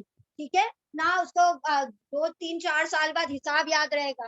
عورت کو پوری زندگی بھر حساب یاد رہتا ہے, میں نے فلاں تمہارے پر موقع پڑا تھا 10,000 روپے تمہاری مدد کی, ہے نا, یہ عورتوں کو یاد رہتا ہے. اسی لیے اللہ نے فرمایا کہ وہ تمہارے حاکم ہے کیونکہ وہ تم پر مال کو خرچ کرتے ہیں. اب یعنی دیکھیں یہ وہ آیت نمبر 177 میں اللہ سبحانہ تعالیٰ نے فرمایا آت المال علی حبہ, وہ مالوں کو خرچ کرتے ہیں مال کی محبت کے باوجود. مال کی محبت ان کے بھی دل میں, عورتوں کے بھی دل میں, سب کے دل میں مال کی محبت کے باوجود وہ تم پر خرچ کر رہے ہیں, یعنی کہ وہ مال کے اوپر ترجیح تم کو دے. سمجھ رہے ہیں, وہ انہوں نے مال کے اوپر پریفر تم کو کیا ہے, اسی لیے وہ تمہارے اوپر مال خرچ کرے. اسی لیے اللہ سبحانہ تعالیٰ نے ان کو تمہارا کیا بنا دیا, حاکم بنا دیا. وہ اطاعت شعار ہوتے ہیں اور مردوں کے پیچھے بس جو صالح عورتیں ہوتی ہیں وہ اطاعت شعار ہوتی ہیں, یعنی کہ وہ اپنے مردوں کی باتوں کو مانتی ہیں اور مردوں کے پیچھے اللہ کی حفاظت و نگرانی میں ان کے حقوق کی حفاظت کرتی ہیں, یعنی اپنی عزتوں کی حفاظت کرتی ہیں. مرد کا جو مال ہے اس کی حفاظت کرتی ہیں جب ان کی غیر موجودگی. اور جن عورتوں سے تمہیں سرکشی کا اندیشہ ہو انہیں سمجھاؤ. پہلا اسٹیپ, اگر تمہیں ایسا لگتا ہے کہ وہ بات نہیں مانتی میری یا میرے خلاف چلتی ہے, تو سب سے پہلا کام کیا ہے, اس کو پیار سے سمجھاؤ. دوسرا, اگر وہ نہ کرے بات, اس کو باتوں سے نہیں سمجھ آ رہی ہے, تو آپ کیا کرو, خواب گاہوں میں الگ کر دو ان کو, ان سے علیحدہ رہو. اور یہ اس سے بھی کام نہ چلے تو ان کو تھوڑا بہت تم مار سکتے ہو, لیکن اس میں بھی بڑی ساری ایک لسٹ دی آپ صلی اللہ علیہ وسلم نے کہ یہاں نہیں مارنا ہے, چہرے پہ نہیں مارنا ہے, اور اتنی زور سے نہیں مارنا ہے کہ نشان وغیرہ پڑ جائے اور اس کو تکلیف محسوس. پھر اگر تم میں وہ تمہاری مطیع ہو جائیں, ٹھیک ہے, اگر اتنا مطلب مار وار کھا کے آپ کو تھوڑی کیا ہو گئی, مطیع فرما بردار ہو گئی, تو خواہ خواہ ان پر دست درازی نہ کرو. یعنی ایک مرتبہ تم دیکھ لو وہ سیدھی ہو گئی ہے, اس کے بعد تم یہ پچھلی باتیں نکال گئے, وہ اس دن تم نے یہ کری تھی, پرسوں یہ کری تھی, ترسوں یہ کری تھی, تو پھر بعد میں باتیں نکال کر ان کے اوپر ہاتھ نہ چھوڑو, دست درازی نہ کرو, دست درازی کے بہانے نہ تلاش کرو. یقین رکھو کہ اوپر اللہ موجود ہے جو بڑا اور بالا تر ہے. یعنی کہ یہ بھی بات یاد رکھو کہ اگر تم نے زیادتی کی تو تم سے بھی بڑا تمہارے اوپر جج بیٹھا ہے جو کہ تمہاری بھی پکڑ کرنے پر قادر ہے. آیت نمبر 35. اور اگر تم لوگوں کو کہیں میاں اور بیوی کے تعلقات بگڑ جانے کا اندیشہ ہو تو ایک حکم یعنی مرد کے رشتہ داروں میں سے ایک حاکم مقرر کر لیں اور ایک عورت کے رشتہ داروں میں سے مقرر کر لیں. وہ دونوں اصلاح کرنا چاہیں گے تو اللہ ان کے درمیان موافقت ڈال ہی دے گا. اللہ سب کچھ جانتا ہے اور باخبر ہے. یعنی کہ اگر یہ معاملہ یہ ان کا خود سے پرسنل لیول پر نہیں سالو ہوا, پہلے تو انٹرفیئر نہیں کرنا. اگر وہ چھوٹی سی بات ہے اور وہ آپس میں کر رہے ہیں تو تھرڈ پارٹی کو انوالو نہیں کرنا, وہ آپس میں نمٹ لیں. اگر پھر بھی معاملہ کیا ہوتا ہے حد سے باہر ہو جائے, تب کیا کرے, شوہر کے گھر سے ایک حاکم آ جائے, بیوی کے گھر سے ایک حاکم آ جائے, وہ شخص جو کہ آگ بھڑکانے والا ہے, جو کہ معاملات کو سلجھانے والا ہو. یعنی ہم لوگ کیا لاتے ہیں کہ جو سب سے بڑا فائٹر ہے نا ہم لوگوں کے گھر کا, اس کو لے کے چلو, یہ اچھے سے بات کرے گی, اس کو لڑنا آتا ہے. تو ہم لڑنا والے نہیں, جو انصاف سے جو حق کی بات کر سکے اس شخص کو کیا بنایا جائے, حاکم بنایا جائے. اور اگر یہ دونوں چاہیں صلاح کروانا تو پھر دونوں کے کان نہ بھرو. اگر آپس میں صلح کرنا چاہتے ہیں میاں بیوی تو پھر کیا کرو, ایسی ہی باتیں کیا کرو جس سے کیا ہو جائے, آپس میں صلح ہو جائے. اللہ نے کیا فرمایا کہ اگر وہ دونوں کے دل سے صلح کرنا چاہیں گے تو اللہ بھی کیا کر دے گا, ان کے لیے موافقت کے راستے پیدا کر دے گا. اللہ سب کچھ جانتا ہے اور باخبر ہے. آیت نمبر 36. وَاعْبُدُوا اللَّهَ, اور تم سب اللہ کی عبادت کرو, اس کے ساتھ کسی کو شریک نہ کرو, ماں باپ کے ساتھ نیک سلوک کرو. یہ جو بات ہے نا اللہ کے حکم کے بعد ماں باپ کی جو والدین کی بات ہے, یہ قرآن میں 4 مرتبہ 4 مقام پر ہے. ایسا اللہ نے اپنے بعد اپنے والدین کا ذکر کیا ہے. اچھا، ماں باپ کے ساتھ نیک برتاؤ کرو، قرابت داروں، یتیموں اور مسکینوں کے ساتھ حسن سلوک کرو، اور پڑوسی رشتہ داروں سے، اجنبی ہمسایوں سے، پہلو کے ساتھی سے، یعنی جو کلیگ وغیرہ ہوتے ہیں، جو بھی جیسے ہم سفر کر رہے ہیں تو وہ سارے پہلو کے ساتھی ہو گئے، اور مسافروں سے بھی. ہاں، جار یعنی پڑوسی.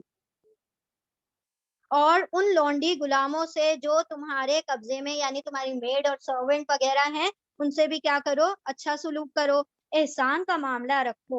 یقین جانو اللہ کسی ایسے شخص کو پسند نہیں کرتا جو اپنے پندار میں مغرور ہو اور اپنی بڑائی پر فخر کرے. یعنی اللہ سبحانہ و تعالی مغرور انسانوں کو، جو فخر کرنے والے ہیں، ان کو پسند نہیں کرتا.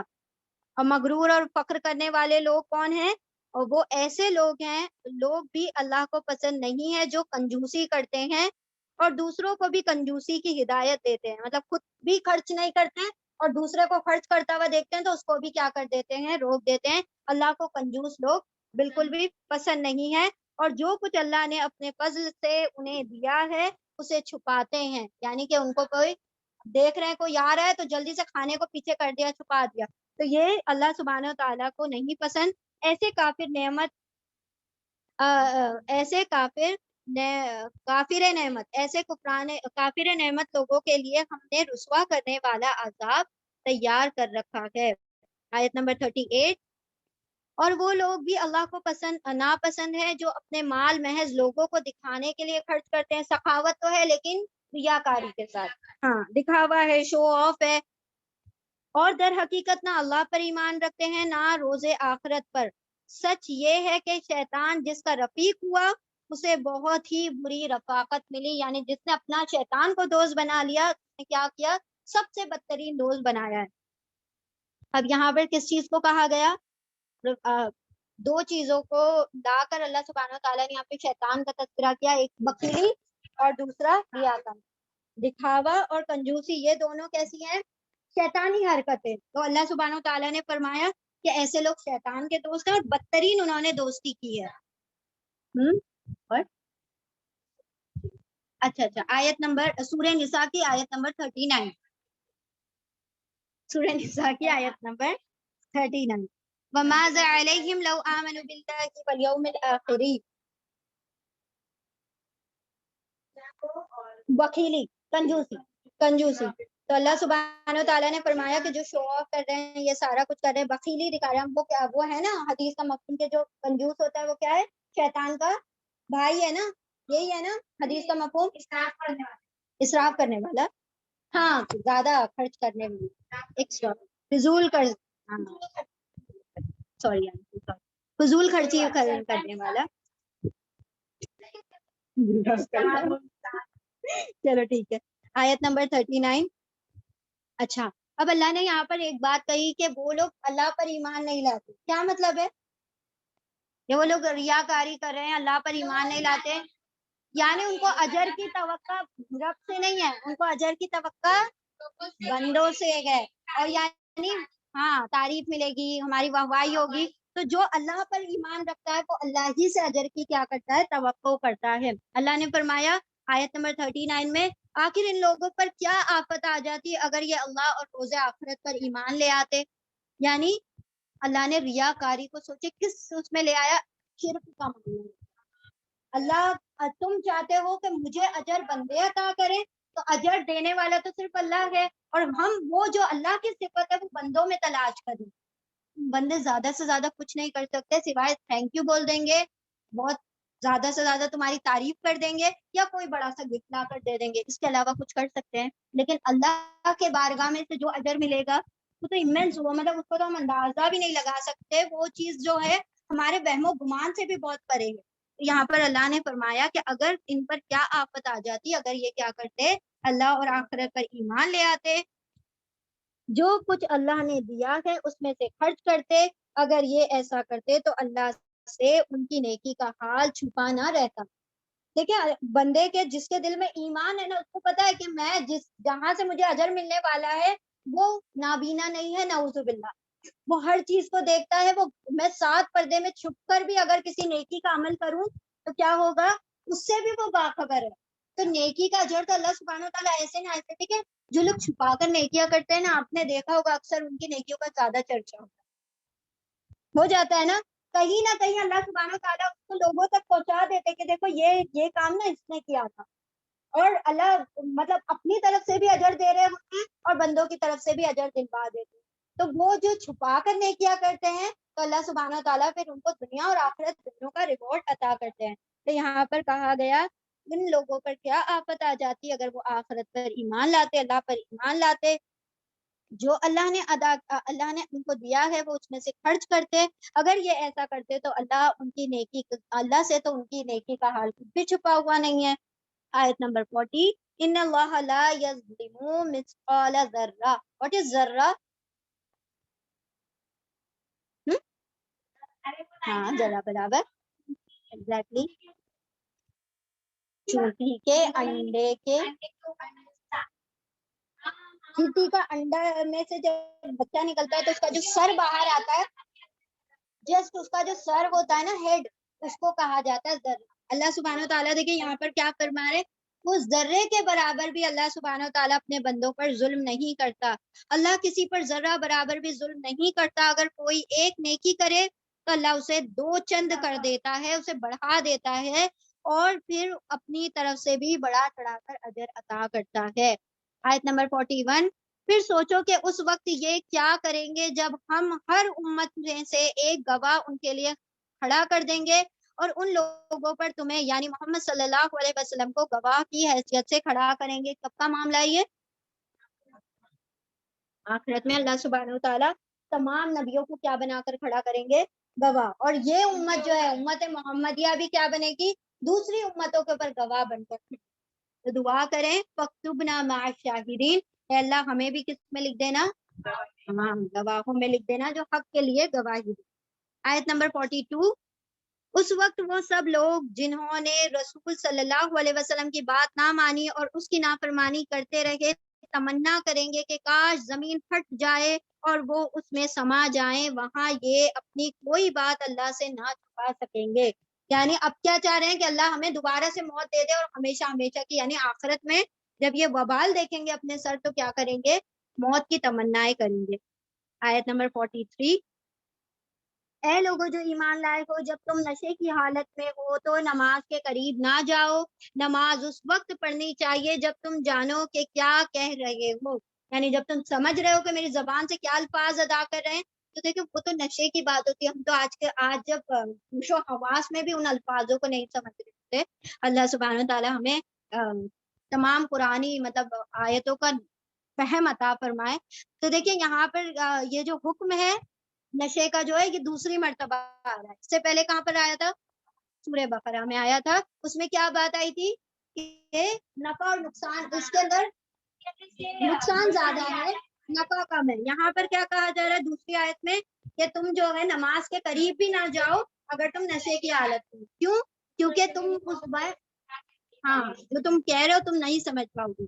تو جب تک نماز کے قریب نہ جانا جب تک کہ تم نشے کی حالت میں ہو، جب تم جان لو کہ کیا کہہ رہے ہو. اور اسی طرح جنابت کی حالت میں بھی نماز کے قریب نہ جاؤ جب تک کہ غسل نہ کر لو، الا یہ کہ راستے سے گزر ہو رہا ہو یعنی مسافر ہو، اور اگر کبھی ایسا ہو کہ تم بیمار ہو جاؤ یا سفر میں ہو، یا تم میں سے کوئی شخص رفع حاجت سے آ جائے یعنی بیت الخلاء سے آئے، یا تم میں سے تم نے عورتوں سے لمس کیا ہو یعنی کہ ان سے تعلق قائم کیا ہو اور پھر پانی میسر نہ ہو، تو کیا کرو؟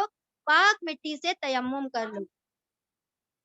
یعنی اللہ سبحانہ تعالیٰ جب وضو کا معاملہ نہیں ہے، مطلب تمہارے پاس پانی نہیں ہو لیکن تم کو حاجت ہے غسل کی اور اس کی وضو کی، لیکن تمہارے پاس تیمم تیمم تیمم ہاں تیمم کیا ہوتا ہے؟ صرف اپنے ہاتھ کو وہ کرنا ہے، اب جھٹکنا ہے پورا منہ پر وہ کرنا ہے، پھر ایک مرتبہ پورے ہاتھ کو اس طریقے سے ہاں ہاں پانی نہیں ہے نا، پانی کی اب وہ ایسا نہیں ہے کہ آپ پڑوس میں سے لے کر کام کر سکتے تھے، پڑوسن سے تو میری بنتی نہیں ہے تو پانی تو تھا ہی نہیں میرے پاس، تو یہ اس کی بات نہیں. پانی کی بھی اویلیبلٹی کا ایک ہاں بہت دور دور تک کا اس کا معاملہ ہے. تو ممبئی والے تو کہہ نہیں سکتے کہ ہمارے پاس پانی نہیں ہے. اگر وہ یہ ان لوگوں کے لیے جو صحرا وغیرہ میں رہتے تھے نا ان کے لیے ٹھیک ہے.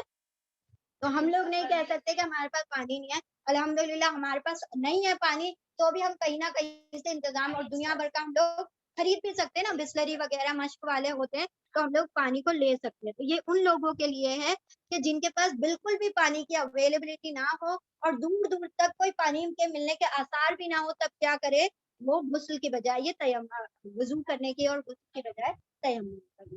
اور وہ پاک مٹی سے کیا ہوگا اس کے اوپر ہاتھ مارتے ہیں اور پھر اس کے بعد منہ پر پھیرتے ہیں ہاتھ, اور پھر ہاتھ پر وہ دونوں ہاتھ, دیٹس آل. کلی نہیں کرنے لگ جانا وہ مٹی لے کے, ٹھیک ہے, کلی نہیں کرنا. اس کو تیمم میں دو ہی چیزیں جی, مٹی ہاں ایسی جو کہ جھڑ جاتی ہے نا, ٹھیک ہے. بسم اللہ الرحمن الرحیم. تیمم کر لو.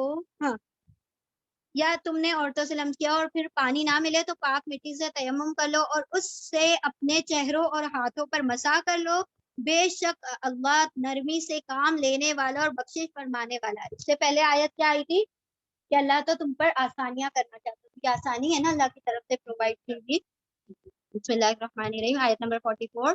تم نے ان لوگوں کو بھی دیکھا جنہیں کتاب کے علم کا کچھ حصہ دیا گیا ہے, وہ خود گمراہی کے خریدار بنے ہوئے ہیں اور چاہتے ہیں کہ تم بھی گمراہ ہو جاؤ. یہ علماء یہود کی بات ہوئی ہے. اللہ نے ان کو بھی تورات عطا کی تھی, لیکن وہ کیا چاہتے تھے ہماری طرح یہ ہماری روش پر نبی صلی اللہ علیہ وسلم اور ایمان والے بھی چل پڑے. آیت نمبر 45. اللہ تمہارے دشمنوں کو خوب جانتا ہے اور تمہاری حمایت وہ مددگاری کے لیے اللہ ہی کافی ہے. وکفی باللہ نصیرا. آیت نمبر 46. بعض یہود کلمات کو ان کی ٹھیک جگہ سے ہیر پھیر کر دیتے ہیں, یعنی ان کے موضوعوں کو بدل دیتے ہیں, ان کا ٹاپک کو چینج کر دیتے ہیں اور کہتے ہیں کہ ہم نے سنا اور نافرمانی کی, یعنی سمعنا وعصینا. اور ایمان والے کیا کہتے ہیں سمعنا واطعنا. ٹھیک ہے,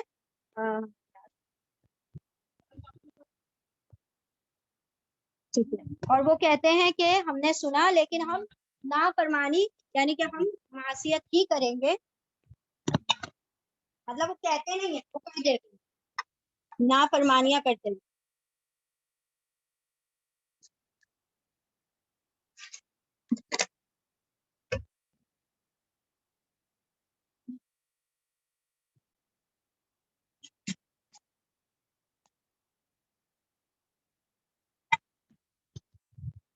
بسم اللہ الرحمن الرحیم. آیت نمبر 46. بعض یہود کلمات کو ان کی ٹھیک جگہ سے ہیر پھیر کر دیتے ہیں اور کہتے ہیں کہ ہم نے سنا اور نافرمانی کی. اور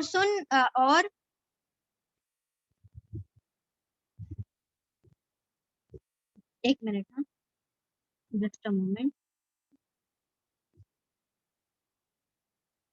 اور دین حق کے خلاف نیز زنی کرنے کے لیے اپنی زبانوں کو توڑ موڑ کر کہتے ہیں. اب یہ لوگ کیا کرتے تھے, لفظوں کو تبدیل کرتے تھے. ہم نے دیکھا تھا جیسے رعینا کہتے تھے, اسی طرح جب اللہ نے کہا ہتتن کہتے ہوئے جاؤ تو یہ کیا کہہ رہے تھے ہنتتن کہتے ہوئے جا رہے تھے. تو یہ اپنے لفظوں کو بھی تبدیل کرتے ہیں اور اس کے موضوعوں کو بھی تبدیل کر دیتے ہیں. سمعنا وعصینا اور اسما غیر مسمی اور رائنا, حالانکہ اگر وہ کہتے سمعنا و اطعنا اور اسما اور انظرنا تو یہ انہی کے لیے بہتر تھا. یعنی یہ لوگ کیا کہتے تھے اسما سنو, اور لیکن وہ سنتے نہیں تھے, اس چیز کو اگنور کر دیتے تھے, اور رائنا کی جگہ رائنا کہتے تھے. نعوذ باللہ. اور رائنا کا مطلب ہوتا ہے ہماری رعایت کرو, مطلب ایکسکیوز می ہم بولتے ہیں نا کہ ہمیں بات نہیں سمجھ آئی, پارڈن می. ہاں, جیسے ابھی ہم کچھ کہہ رہے ہیں آپ سے اور آپ لوگوں کو بات نہیں سمجھ آئی تو آپ کیا کہیں گے, ذرا پر دوبارہ سمجھا دیجیے, تھوڑی ہماری رعایت کیجیے. تو یہ لوگ کیا کہتے تھے آئین کے بعد یا لگاتے تھے رائنا, کیونکہ آپ صلی اللہ علیہ وسلم یہ وہ شیپرڈ نا, آپ صلی اللہ علیہ وسلم پہلے چرواہے تھے, تو یہ کیا کہتے تھے اے میرے چرواہے, اے میرے چرواہے, اور ہنستے تھے رائنا سے. تو اللہ سبحانہ و تعالیٰ نے اس لفظ کو بین کر دیا, بولے ایمان والے بھی اب نہیں کریں گے. یہ لفظ سب کے لیے کیا کر دیا گیا, ختم. اب سے کیا کہا جائے گا انظرنا, ہماری طرف نظریں. ٹھیک ہے, ہاں رکھ دیتے, رائنا نام رکھتے ہیں, رائنا نام رکھتے ہیں. ہاں. کیونکہ نہیں تو اب تو رکھ سکتے ہیں نا, آپ صلی اللہ علیہ وسلم کو وہ لوگ علماء یہود کہتے تھے نا, राइना का मतलब है हमारी तरफ रियायत करो। अब वो पता नहीं स्पेलिंग क्या होती है राइना, वो भी डिपेंड करता है ना कि आइन की का है अलिफ का है, ठीक है। चल और उनजुरना तो ये उन्हीं के लिए बेहतर था और ज्यादा रास्तबाजी यानी सीधा तरीका था, मगर इन पर तो उनके बातिल परस्ती की बदौलत अल्लाह की फिटकार पड़ गई थी, इसलिए वो कम ही ईमान लाते हैं। आयत नंबर 47, या अय्युहल्लज़ीना, ए लोगो जिन्हें किताब दी गई थी, मान लो उस किताब को जो हमने अब नाजिल की है यानी कुरान करीम, और जो उस किताब की तस्दीक और तायीद करती है यानी कि तौरात को कुरान क्या करता है, कंफर्म करता है, उसके अंदर उसका तस्करा आता है और कुरान में तौरात और ज़बूर का तस्करा आता है, जो इंजील का सॉरी, जो तुम्हारे पास पहले से मौजूद थी, इस पर ईमान ले आओ कब्ल इसके कि हम चेहरे बिगाड़ कर पीछे फेर दें या उनको उसी तरह लानत ज़दा कर दें जिस तरह सब्त वालों के साथ हमने किया था, यानी उनको क्या बना दिया गया था, बंदर बना दिया गया था ना सब्त वालों को, खिंजीर और बंदर। और याद रखो कि अल्लाह का हुक्म नाफिज होकर रहने वाला है, यानी अल्लाह जो चाहेगा वो होने वाला है। आयत नंबर 48, आयत नंबर 48, अल्लाह बस शिर्क ही को माफ नहीं करता, इसके माँ सिवा इसके अलावा जितने भी दूसरे जिस कदर गुनाह हैं वो होंगे, वो जिसके लिए चाहेगा उसको माफ कर देगा। अल्लाह के साथ जिसने किसी और को शरीक ठहराया उसने तो बहुत ही बड़ा झूठ बांध दिया और बड़े सख्त गुनाह की बात कर दी। यानी अल्लाह सुब्हानहू व तआला ने कबीरा गुनाहों में सबसे कबाइर गुनाह कौन सा है, शिर्क। शिर्क अल्लाह की जात में, अल्लाह की सिफात में, अल्लाह की जात में शिर्क क्या होता है, जैसे जैसे अल्लाह की जात में शिर्क ये होता है कि अल्लाह का बेटा बना देना, अल्लाह का हाँ किसी को वालिद बना देना, बेटियां बना देना, नाउजुबिल्लाह, तो ये अल्लाह की जात में शिर्क है। और अल्लाह की सिफात में शिर्क क्या होता है कि अल्लाह कादिर है, अल्लाह शाफी है, तो हम वही चीज किसी और को क्या बना दें, हाँ उसी चीज, हाँ अल्लाह अल्लाह की जगह को दर्जात उसको दे दे। अल्लाह की सिफात से अल्लाह सब कुछ जानने वाला है, अल्लाह बाखबर है, अल्लाह सुब्हानहू व तआला गैब का जानने वाला है। हम कहेंगे फुला गैब को जानता है, तो ये अल्लाह की सिफात में क्या हो गया, शिर्क हो गया। हाँ हाँ बारह वो वाले रुकिया वगैरह, हाँ वो रुकिया से कर, अल्लाह इंशाल्लाह वो भी निकल जाए, अल्लाह उसके लिए आसानी करे। हाँ उस दिन इज्तिमाई दुआ में एक तरीके से उसके लिए दुआ भी होगी ना बच्ची के लिए। हाँ अल्लाह अल्लाह का शुक्र है। कब कब कब निकले दो, अच्छा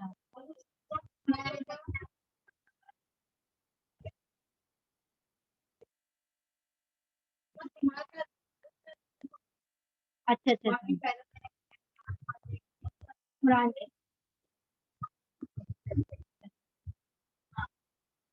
अल्लाह को शिफाए कामिला अता, ठीक है। आयत नंबर 40 49 ना, हाँ। अलम तरा इलल्लज़ीना युज़क्कूना अनफुसहुम, तुमने उन लोगों को भी देखा जो बहुत अपनी पाकीज़गी नफ्स का दम भरते हैं, यानी कि बड़े अपने चर्चे करते हैं कि हमसे ज्यादा तकवे वाला पाकीज़ा कोई है ही नहीं।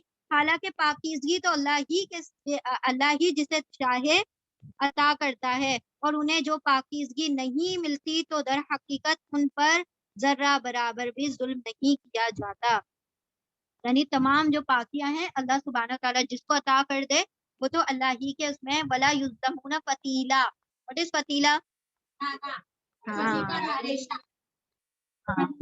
वो रेशे के बराबर भी अल्लाह किसी की जात पर जुल्म नहीं करता। देखो तो सही है अल्लाह पर भी झूठे इफ्तरा यानी कि झूठ गढ़ते हैं, झूठ गढ़ने से नहीं चूकते, और इनके सरीहन गुनाहगार होने के लिए यही एक गुनाह काफी है। यानी कि एक इंसान अगर अल्लाह के साथ शिर्क कर दे तो फिर चाहे जिंदगी भर कोई गुनाह ना करे और शिर्क कर दिया तो उसके लिए एक ही गुनाह ये काफी है उसको जहन्नम में डालने के लिए। किनका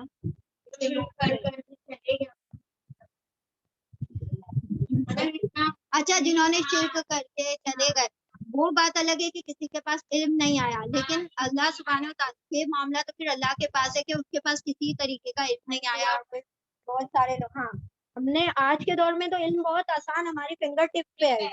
ہاں جو لوگ پہلے کے دور میں تھے جن کا ہاں ہاں ہاں بالکل بالکل، وہ جو اسکول بھی نہیں پڑھتے تھے، اور پھر اللہ سبحانہ و تعالیٰ ان کے لیے آسانی فرمائے. تو ہم ہیں نا ان کے لیے مغفرت کی دعا کرے، اللہ سبحانہ و تعالیٰ سے کثرت سے دعا کرے. آیت نمبر 51، الم تری الی الذین اوتوا نصیبا، کیا تم نے ان لوگوں کو نہیں دیکھا جنہیں کتاب کے علم میں سے کچھ حصہ دیا گیا ہے، اور ان کا حال یہ ہے کہ جبت اور طاغوت کو مانتے ہیں، اور کافروں کے متعلق کہتے ہیں کہ ایمان لانے والوں سے تو یہی زیادہ صحیح راستے پر ہے. نعوذ باللہ. یعنی کہ جو لوگ یہ کرتے ہیں، کیا آپ نے انہیں نہیں دیکھا جنہیں کتاب کا کچھ حصہ دیا گیا ہے؟ یعنی کون لوگ ہیں یہ؟ تورات والے، جو علماء تورات ہیں، جو بتوں کا اور باطل معبودوں کو. انجیل والے اتنا زیادہ وہ نہیں کرتے، وہ لوگ شرک کرتے ہیں. انجیل والے زیادہ تر وہ شرک بھی ذات کرتے ہیں. یعنی جو عیسائی لوگ ہیں نا، وہ اللہ سبحانہ و تعالیٰ کے ساتھ شرک کرتے ہیں. یہ لوگ جو ہے کتابوں کے اندر رد و بدل زیادہ کرتے ہیں. ٹھیک ہے، ہاں یہود کی بات ہو رہی ہے، یہود. اور جو عیسائی ہیں، وہ عیسائی تو پھر انہوں نے تو سب سے بڑا کام کر دیا. پھر اس کے بعد ابھی آئی نا آیت کہ اس کے بعد اگر وہ کوئی گناہ نہ کرے تو ان کے لیے کافی ہے کہ اللہ سبحانہ و تعالیٰ اس کو جہنم میں ڈالے. شرک کر دیا نا، اس سے بڑا کیا؟ پھر وہ چاہے دنیا کے ساتھ کتنے بھی بھلے بن کر رہے ہیں، تو سب سے بڑا اہم جو گناہ جو کبائر الکبائر ہے، تو وہ تو کیا ہے؟ شرک ہے. ہاں اللہ کی ذات میں شرک کر رہے ہیں. یعنی شرک میں بھی بدترین گناہ ذات میں شرک. ایک صفات میں ہوتا ہے، ذات میں جو ہوتا ہے وہ سب سے بدترین گناہ. کیا آپ نے انہیں نہیں دیکھا جنہیں کتاب کا کچھ حصہ ملا، اور جو بت کا اور باطل معبودوں کا اعتقاد رکھتے ہیں، اور کافروں کے حق میں کہتے ہیں کہ یہ لوگ ایمان والوں سے زیادہ راست باز ہیں. یعنی یہ جو یہود ہے وہ کیا کہتے ہیں کہ یہ، ہاں یعنی ایمان والوں کو کیا کہتے ہیں؟ ان سے اچھے تو یہ کافر ہیں جو بت پرستی کرتے ہیں. یعنی ان کو وہ زیادہ اچھے لگ رہے ہوتے ہیں، حالانکہ وہ بھی اہل کتاب ہے، ہم بھی اہل کتاب ہے، لیکن ان کو کافر زیادہ اچھے لگتے ہیں. یعنی مشرکوں کو زیادہ پسند کرتے ہیں جو جبت بتوں کی عبادت کرتے ہیں، اور جو کیا کرتے ہیں؟ طاغوت کی پرستش. طاغوت ہر وہ چیز ہوتی ہے جو کہ اللہ کے علاوہ جس کو معبود بنا دیا. ہاں شیطان ہے، اور ہر وہ چیز جیسے خواہش نفس بھی ثانی نفس.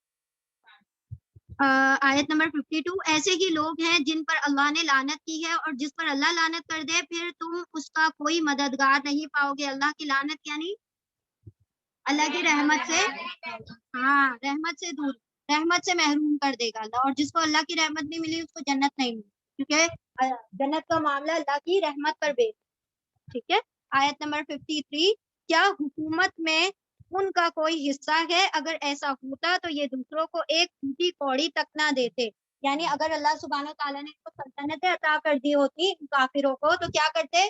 یہ تو لوگوں کو بھوکا مار دیتے، یعنی ان میں سے کسی کو بھی کچھ نہ دیتے. اب یہاں پر نقیرہ بڑھایا ہے نا، یہ کسی کو ایک کھجور کی گٹھلی کے شگاف کے برابر بھی کچھ نہ دیتے. ایک کھجور کے گٹھلی میں ایک لائن ہوتی ہے نا، اس کو کہا جاتا ہے نقیرہ. ہاں آیت نمبر 54، پھر کیا یہ دوسروں سے اس لیے حسد کرتے ہیں کہ اللہ نے انہیں اپنے فضل سے نواز دیا؟ اگر یہ بات ہے تو انہیں معلوم ہو کہ ہم نے تو ابراہیم علیہ السلام کی اولاد کو کتاب اور حکمت عطا کی اور ملک عظیم بخش دیا. یعنی اللہ سبحانہ تعالیٰ نے یہ نہیں دیکھے کس سے جل رہے تھے یہ، نعوذ باللہ، آپ صلی اللہ علیہ وسلم کی ذات سے اور ایمان والوں سے. تو اللہ نے کیا فرمایا کہ ان کو اس بات کی حسرت ہو گئی ہے کہ ان کو نبوت دے دی گئی، حالانکہ ابراہیم علیہ السلام کا تذکرہ کیوں کیا گیا؟ کیونکہ دونوں اولاد ابراہیم نا، اسحاق علیہ السلام بھی ابراہیم علیہ السلام کے بیٹے اور اسماعیل علیہ السلام. تو پھر کس بیس پہ تم حسد کرتے ہو جبکہ تم بھی دعویٰ کرتے ہو ابراہیمی ہونے کا، یہ بھی دعویٰ کرے ابراہیمی ہونے کا؟ تو اللہ نے فرمایا اگر یہ بات ہے تو انہیں معلوم ہو کہ ہم نے تو ابراہیم کی اولاد کو، اولاد میں سب آ گئے، آپ صلی اللہ علیہ وسلم، اور حکمت عطا کی اور ملک عظیم بھی بخشا. آیت نمبر 55، مگر ان میں سے کوئی اس پر ایمان لایا اور کوئی اس سے منہ موڑ گیا، اور منہ موڑنے والے کے لیے تو بس جہنم کی بھڑکتی ہوئی آگ ہی کافی ہے. آیت نمبر 56، بے شک جن لوگوں نے ہماری آیات کو ماننے سے انکار کر دیا انہیں بال یقین ہم آگ میں جھونک دیں گے، اور جب ان کے بدن کی کھال گل جائے گی تو اس کی جگہ پر دوسری کھالیں لے آئیں گے تاکہ وہ خوب عذاب کا مزہ چکھیں۔ اللہ بڑی قدرت رکھتا ہے اور اپنے فیصلوں کو عمل میں لانے کی حکمت خوب جانتا ہے۔ کھالیں کیوں بدلی جائیں گی؟ کیونکہ حال ہی پر اور ایک مرتبہ اتر گئی تو پھر کوئی بھی اندر کی اگر کھال نکالنے کے بعد دل گردہ کلیجہ کچھ بھی کرتے رہے اس پہ، وہ کاٹ پیٹ بھی ڈالے تو کوئی احساس نہیں ہوگا، سارا احساس کی طرح جلد پر۔ تو اللہ سبحانہ تعالیٰ کیا کریں گے، کسی جلد کو اتنا موٹا کر دیں گے، اتنا موٹا، ہم نے پڑھا تھا نا وہ ڈسکرپشن، اللہ سبحانہ وہ ایک مطلب دانت کتنا بڑا ہوگا اور پہاڑ کی برابر، تو اس سے اندازہ لگا لے کہ اس انسان کی قامت کتنی کر دی جائے گی کہ ایک دانت اگر اس کا اور پہاڑ کی برابر ہے تو سوچو 32 دانت 32 کیلو کی برابر، پھر اس کا منہ کتنا بڑا ہوگا، جسم کتنا بڑا ہوگا، اس کے ہاتھ پیر کتنے بڑے ہوں گے۔ یہ اللہ سبحانہ تعالیٰ کی جسامت دیں گے تاکہ اس کا باڈی کا ایک ایک حصہ کیا کرے، ذات کا مزہ، ہاں ایسا کر دیا، ان کی جسامت کو بڑا کر دیا جائے گا تاکہ ایک ایک جو ہے نا پوائنٹ پوائنٹ پر وہ کیا ہو اور ذات کا مزہ چکھے۔ آیت نمبر، اللہ سبحانہ وتعالیٰ ہم سب کو جہنم کے عذاب سے محفوظ رکھے۔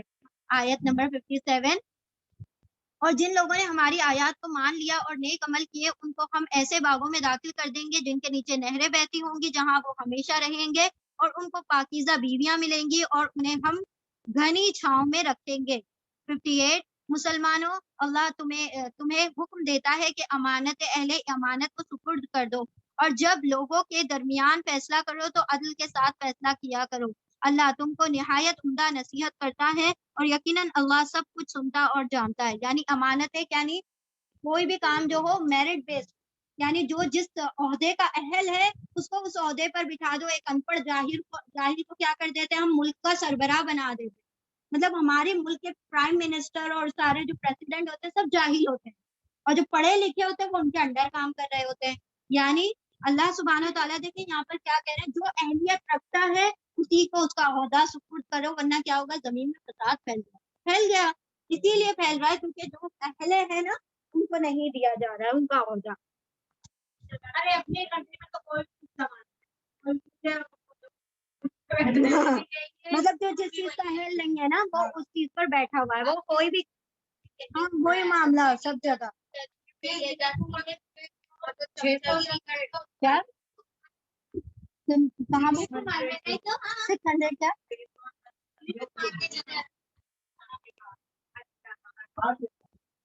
تو وہ سیلیبریٹی تھی نا، سیلیبریٹی نہیں ہوتا وہاں پہ، نہیں ہوتا۔ 4 بجے کے بعد کرونا ہوتا ہے، 4 بجے سے پہلے کرونا نہیں۔ چلو بسم اللہ الرحمن الرحیم۔ ابھی 4 بجے بند کرنے کا وہ آ گیا نا آرڈر، تو 4 بجے کے بعد ہوتا ہے، 4 بجے سے پہلے آپ یو کین منگل ٹکٹ۔ آیت نمبر 59، اے لوگو جو ایمان لائے ہو، اطاعت کرو اللہ کی اور اطاعت کرو رسول کی، اور ان لوگوں کی جو تم میں سے صاحب امر ہو، یعنی امیر جو تمہارے اوپر سرپرست بنائے گئے ہیں، ان کی بھی اطاعت اللہ اور رسول کی اطاعت کے بعد تم پر کیا ہے، فرض ہے۔ پھر اگر تمہارے درمیان کسی معاملے میں نزاع ہو جائے، یعنی آپس میں کوئی انبن ہو جائے، تو پھر کیا ہوگا، سارا معاملہ لوٹایا جائے گا اللہ اور رسول کی طرف۔ اگر امیر کچھ کہتا ہے اور وہ شریعت کے مطابق نہیں ہے تو پھر تم اس کی بات کو رد کر سکتے۔ ہاں اگر امیر کہہ رہا ہے وہ شریعت کے مطابق ہے اور تم ماننے سے انکار کر رہے ہو تو پھر تمہاری پکڑ ہے، ورنہ تم پر یہ چیز کیا ہو گیا، حکم فرض ہو گیا کہ تم امیر کی بھی اطاعت کرو۔ تو اسے اللہ اور رسول کی طرف پھیر دو اگر تم واقعی اللہ اور روز آخرت پر ایمان رکھتے ہو، یہی ایک صحیح طریقہ ہے اور انجام کے اعتبار سے زیادہ بہتر ہے۔ آیت نمبر 60، تعویل یعنی کہ اس کے انجام، اس کا رزلٹ۔ اگر تم یہ مطلب اللہ کی اطاعت کرو گے، رسول کی اطاعت کرو گے، اپنے امیر کا حکم مانو گے، تو تمہارا جو رزلٹ ہوگا نا، جو جس کام کے لیے۔ آیت نمبر 60، اے نبی صلی اللہ علیہ وسلم، تم نے دیکھا نہیں ان لوگوں کو جو دعویٰ تو کرتے ہیں کہ ہم ایمان لائے ہیں اس کتاب پر جو تمہارے طرف نازل کی گئی ہے اور ان کتابوں پر جو تم سے پہلے نازل کی گئی تھی، مگر چاہتے یہ ہے کہ اپنے معاملات کا فیصلہ کرانے کے لیے طاغوت کی طرف رجوع کر، یعنی اللہ کے دین کو چھوڑ کر دوسری طریقوں سے کیا کرتے ہیں، फैसला करवाना चाहते हैं, हालांकि उन्हें तागूत से कुफ्र करने का हुक्म दिया गया था। शैतान उन्हें भटका कर सीधे रास्ते से बहुत दूर ले जाता है। यानी अल्लाह ने जो कवानीन बनाए हैं वो उनको अच्छे नहीं। हमने कहा था ना शाहबानो वाला मामला कि हम लोगों को ट्रिपल तलाक वाला जो दीन से बताया गया वो नहीं समझ में आता, तो हम क्या चाहते हैं, हमें सुप्रीम कोर्ट ऑर्डर दे तब हम उसके मुताबिक अमल करेंगे। तो ये वही बात है, अभी सुप्रीम कोर्ट यहाँ पर क्या हो गया, ताबूत, कि हम शरीयत के मुकाबले में किसी और चीज को क्या करते हैं, अहमियत देते हैं, उसको उसके मुकाबले खड़ा कर देते हैं। तो नहीं नहीं, अल्लाह क्या फरमा रहे, ए नबी तुमने देखा नहीं उन लोगों को जो ईमान का दावा करते हैं। तो यानी क्या बात हुई, ईमान का दावा करते हुए और तुम तागूत का हुक्म चाहते हो, तो यानी तुम्हारा ईमान नहीं, यहाँ पर ये बताया जा रहा है। ठीक है, चले आगे बढ़े। आयत नंबर 61। और जब उनसे कहा जाता है कि आओ उस चीज की तरफ जो अल्लाह ने नाजिल की है, और आओ रसूल की तरफ, यानी कुरान करीम और रसूल की तरफ, तो उन मुनाफिकों को तुम देखते हो कि ये तुम्हारी तरफ आने से कतराते हैं। यानी कि जब हुक्म दिया जाता है किसी चीज का, तो ये क्या करते हैं, तुमसे दूर रहते हैं, तुमको इग्नोर करते हैं। फिर उस वक्त क्या होता है, जब इनके अपने हाथों की लाई हुई मुसीबत इन पर आ पड़ती है, उस वक्त ये तुम्हारे पास कस्में खाते हुए आते हैं और कहते हैं कि खुदा की कसम हम तो सिर्फ भलाई चाहते थे, और हमारी नीयत तो ये थी कि फरीकैन में किसी तरह से मुवाफिकत, यानी कि वो हमने जो वाकया देखा था कि जो यहूद होते हैं वो क्या करते हैं कि अगर मामला क्या होता है, अपने तरीके से सुलझा सकते तो सुलझा लेते हैं, अगर उसमें कोई क्या हो जाती है, गलती हो जाती है, तो क्या कहते हैं, फिर नबी सल्लल्लाहु अलैहि वसल्लम के पास चलो ताकि इंसाफ का मामला हो जाए। तो अल्लाह क्या फरमा रहे हैं यहाँ पर कि पहले तो आते नहीं है, पहले तुम आप सल्लल्लाहु अलैहि वसल्लम को तरजीह नहीं देते, लेकिन जब मामला खराब हो जाता है तो क्या करते हैं, कस्में खाते हुए आते हैं कि हाँ भाई हम तो चाहते थे कि अच्छा फैसला हो जाए, हम आपको क्यों परेशान करते हैं, हम क्या कर रहे थे, कि हमने सोचा कि आपको तकलीफ देने से बेहतर है कि हम पूरा मामला खुद निपटा लें। लेकिन जब मामला खराब हो जाता है तो अल्लाह के रसूल के पास कस्में खाते हुए आते हैं कि हम तो सुलह करवाना चाहते थे लोगों में। उलाई का यही लोग क्या हैं, आयत नंबर 63। अल्लाह जानता है कि जो कुछ इनके दिलों में है उनसे तारुज मत करो, उन्हें समझाओ और उन्हें नसीहत करते रहो जो इनके दिलों में उतर जाए। यानी कि आप सल्लल्लाहु अलैहि वसल्लम को अल्लाह ने बहुत मर्तबा आगाह कर दिया और अथॉरिटी दे दी कि आप उनका फैसला करना चाहते हैं तो करें, ना करना चाहते हैं तो ना करें, क्योंकि वो लोग जो है दिल से आपको कबूल नहीं, तो यहाँ पर लेकिन उनको नसीहत भी करते हैं साथ साथ। आयत नंबर 64। उन्हें उन्हें बताओ कि हमने जो रसूल भी भेजा है उस इसलिए भेजा है कि इज़्न खुदाबंदी, अल्लाह के हुक्म की बिना पर उसकी इताअत की जाए। अगर उन्होंने ये तरीका इख्तियार किया होता कि जब ये अपने नफ्स पर जुल्म कर बैठते थे तो तुम्हारे पास आ जाते थे और अल्लाह से माफ़ी मांगते और रसूल भी उनके लिए माफ़ी की दरख्वास्त करते, तो यकीनन अल्लाह को बख्शने वाला और रहम करने वाला ही क्या करते, बात में। आयत नंबर 65। नहीं ए मोहम्मद सल्लल्लाहु अलैहि वसल्लम, तुम्हारे रब की कसम ये कभी मोमिन नहीं हो सकते जब तक के अपने बाहिमी इख्तिलाफात में, यानी जो आपस में जो भी मामलात हैं उसमें तुमको फैसला करने वाला हाकिम या जज ना बना ले।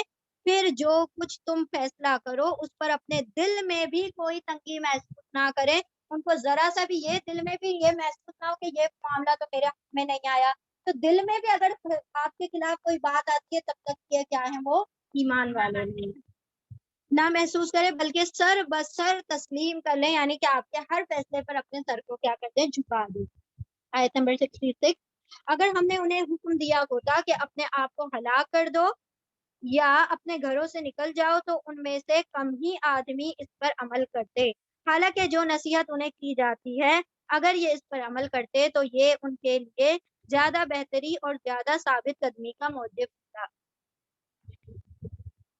आयत नंबर 67। और जब ये ऐसा करते तो हम उन्हें अपनी तरफ से बहुत बड़ा अजर देते। क्या अजर देते, अगर अल्लाह सुब्हानहू तआला हुक्म देते कि जिहाद के लिए निकलो, अल्लाह की राह में माल खर्च करो, तो आप देखोगे कि बहुत चंद लोग होते हैं जो आपके साथ आकर खड़े होते हैं, बाकी सब क्या करते हैं, कुछ ना कुछ बहाने बना के आपसे रुखसत ले लेते हैं। अगर ये लोग इस हुक्म की पैरवी कर लेते तो क्या होता, उनके लिए बड़ा अजर होता, उनके लिए अजरन अजीमा, और उन्हें सीधा रास्ता दिखा देते, यानी उन लोगों की हिदायत कर दी जाती آیت نمبر 69 جو اللہ اور رسول کی اطاعت کرے گا وہ ان لوگوں کے ساتھ ہوگا جن پر اللہ نے انعام فرمایا. کون ہے انعام یافتہ لوگ؟ انعمت علیہم انبیاء اور صدیقین اور شہداء اور صالحین. یہ 4 کیٹیگری ہیں جو کہ انعام یافتہ لوگ ہیں جو کہ ہم سورہ فاتحہ میں پڑھتے ہیں. انعمت علیہم.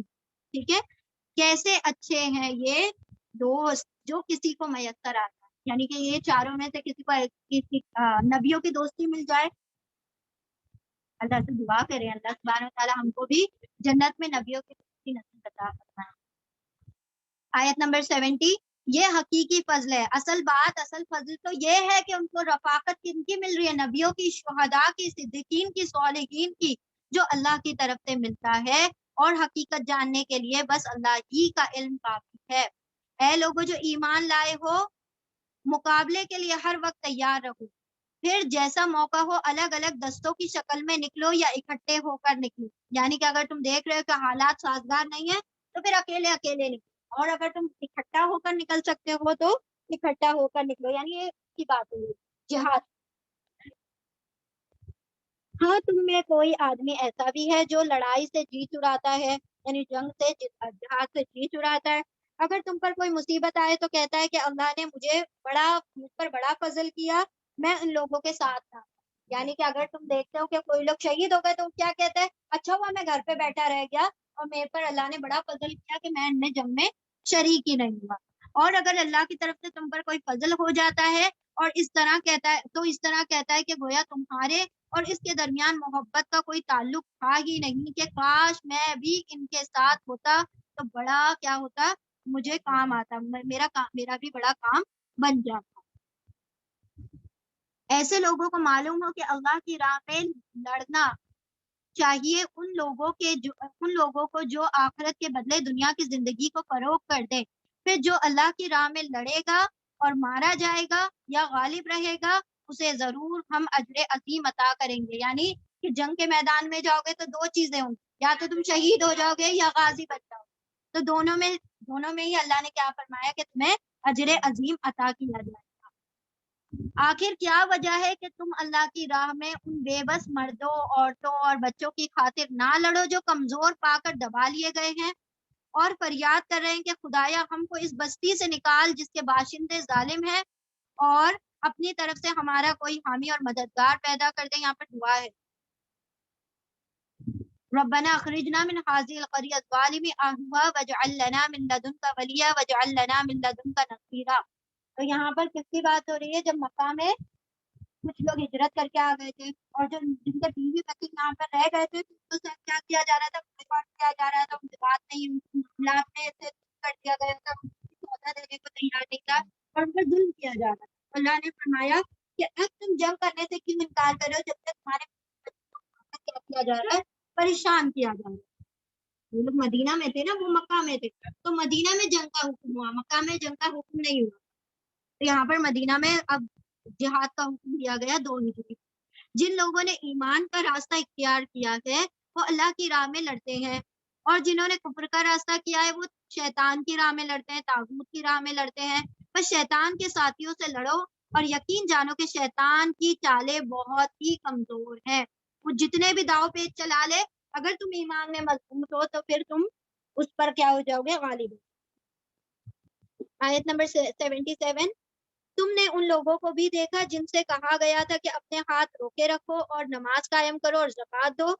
اب جو انہیں لڑائی کا حکم دیا گیا تو ان میں سے ایک فریق کا حال یہ ہے کہ لوگوں سے ایسا ڈر رہا ہے جیسے کہ اللہ سے ڈرنا چاہیے یا کچھ اس سے بھی زیادہ بڑھ کر ڈر رہا ہے. خدایا یہ ہم اور ڈرنا چاہیے یا کچھ اس سے بھی بڑھ کر کہتے ہیں کہ خدایا یہ ہم پر لڑائی کا حکم کیوں لکھ دیا گیا، ہمیں جہاد کرنے کا حکم کیوں دے دیا گیا، کیوں نہ ہمیں ابھی کچھ اور مہلت دے دی گئی. ان سے کہو دنیا کا سرمایہ زندگی تھوڑا ہے اور آخرت ایک خدا ترس انسان کے لیے، نیک انسان کے لیے کیا ہے؟ زیادہ بہتر ہے. اور تم پر ظلم ایک شمع برابر بھی نہ ہوگا، یعنی وہ پتیلا، وٹ از پتیلا؟ دھاگے برابر بھی تم پر ظلم نہ ہوگا کھجور کے گٹلی کے دھاگے.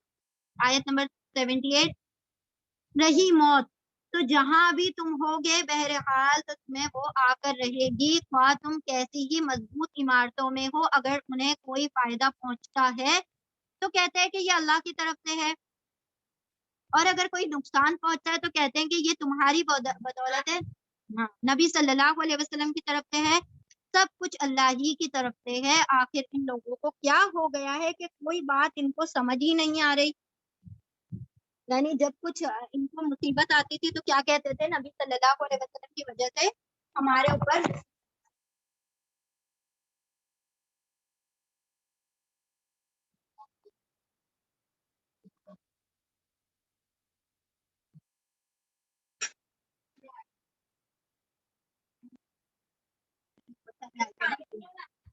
پانی ابھی پیے تھے نا، انشاءاللہ بھی بسم اللہ الرحمن الرحیم۔ آیت نمبر 78 ہو گئی نا، آیت نمبر 79، اے انسان تجھے جو بھلائی بھی حاصل ہوتی ہے اللہ ہی کی عنایت سے حاصل ہوتی ہے۔ دیکھیں یہی تقدیر ہے نا، انسان کا تقدیر پر ایمان کیا ہے، جو بھی ہاں جو بھی کیا ہوئے خیر ہے شر ہے سب کے سب اللہ ہی کی جانب سے ہے، اور اگر بندہ سمجھے کہ یہ میری طرف سے ہوا ہے یا اللہ کی طرف سے ہوا ہے تو پھر اس کی ایمان میں کمزوری ہے۔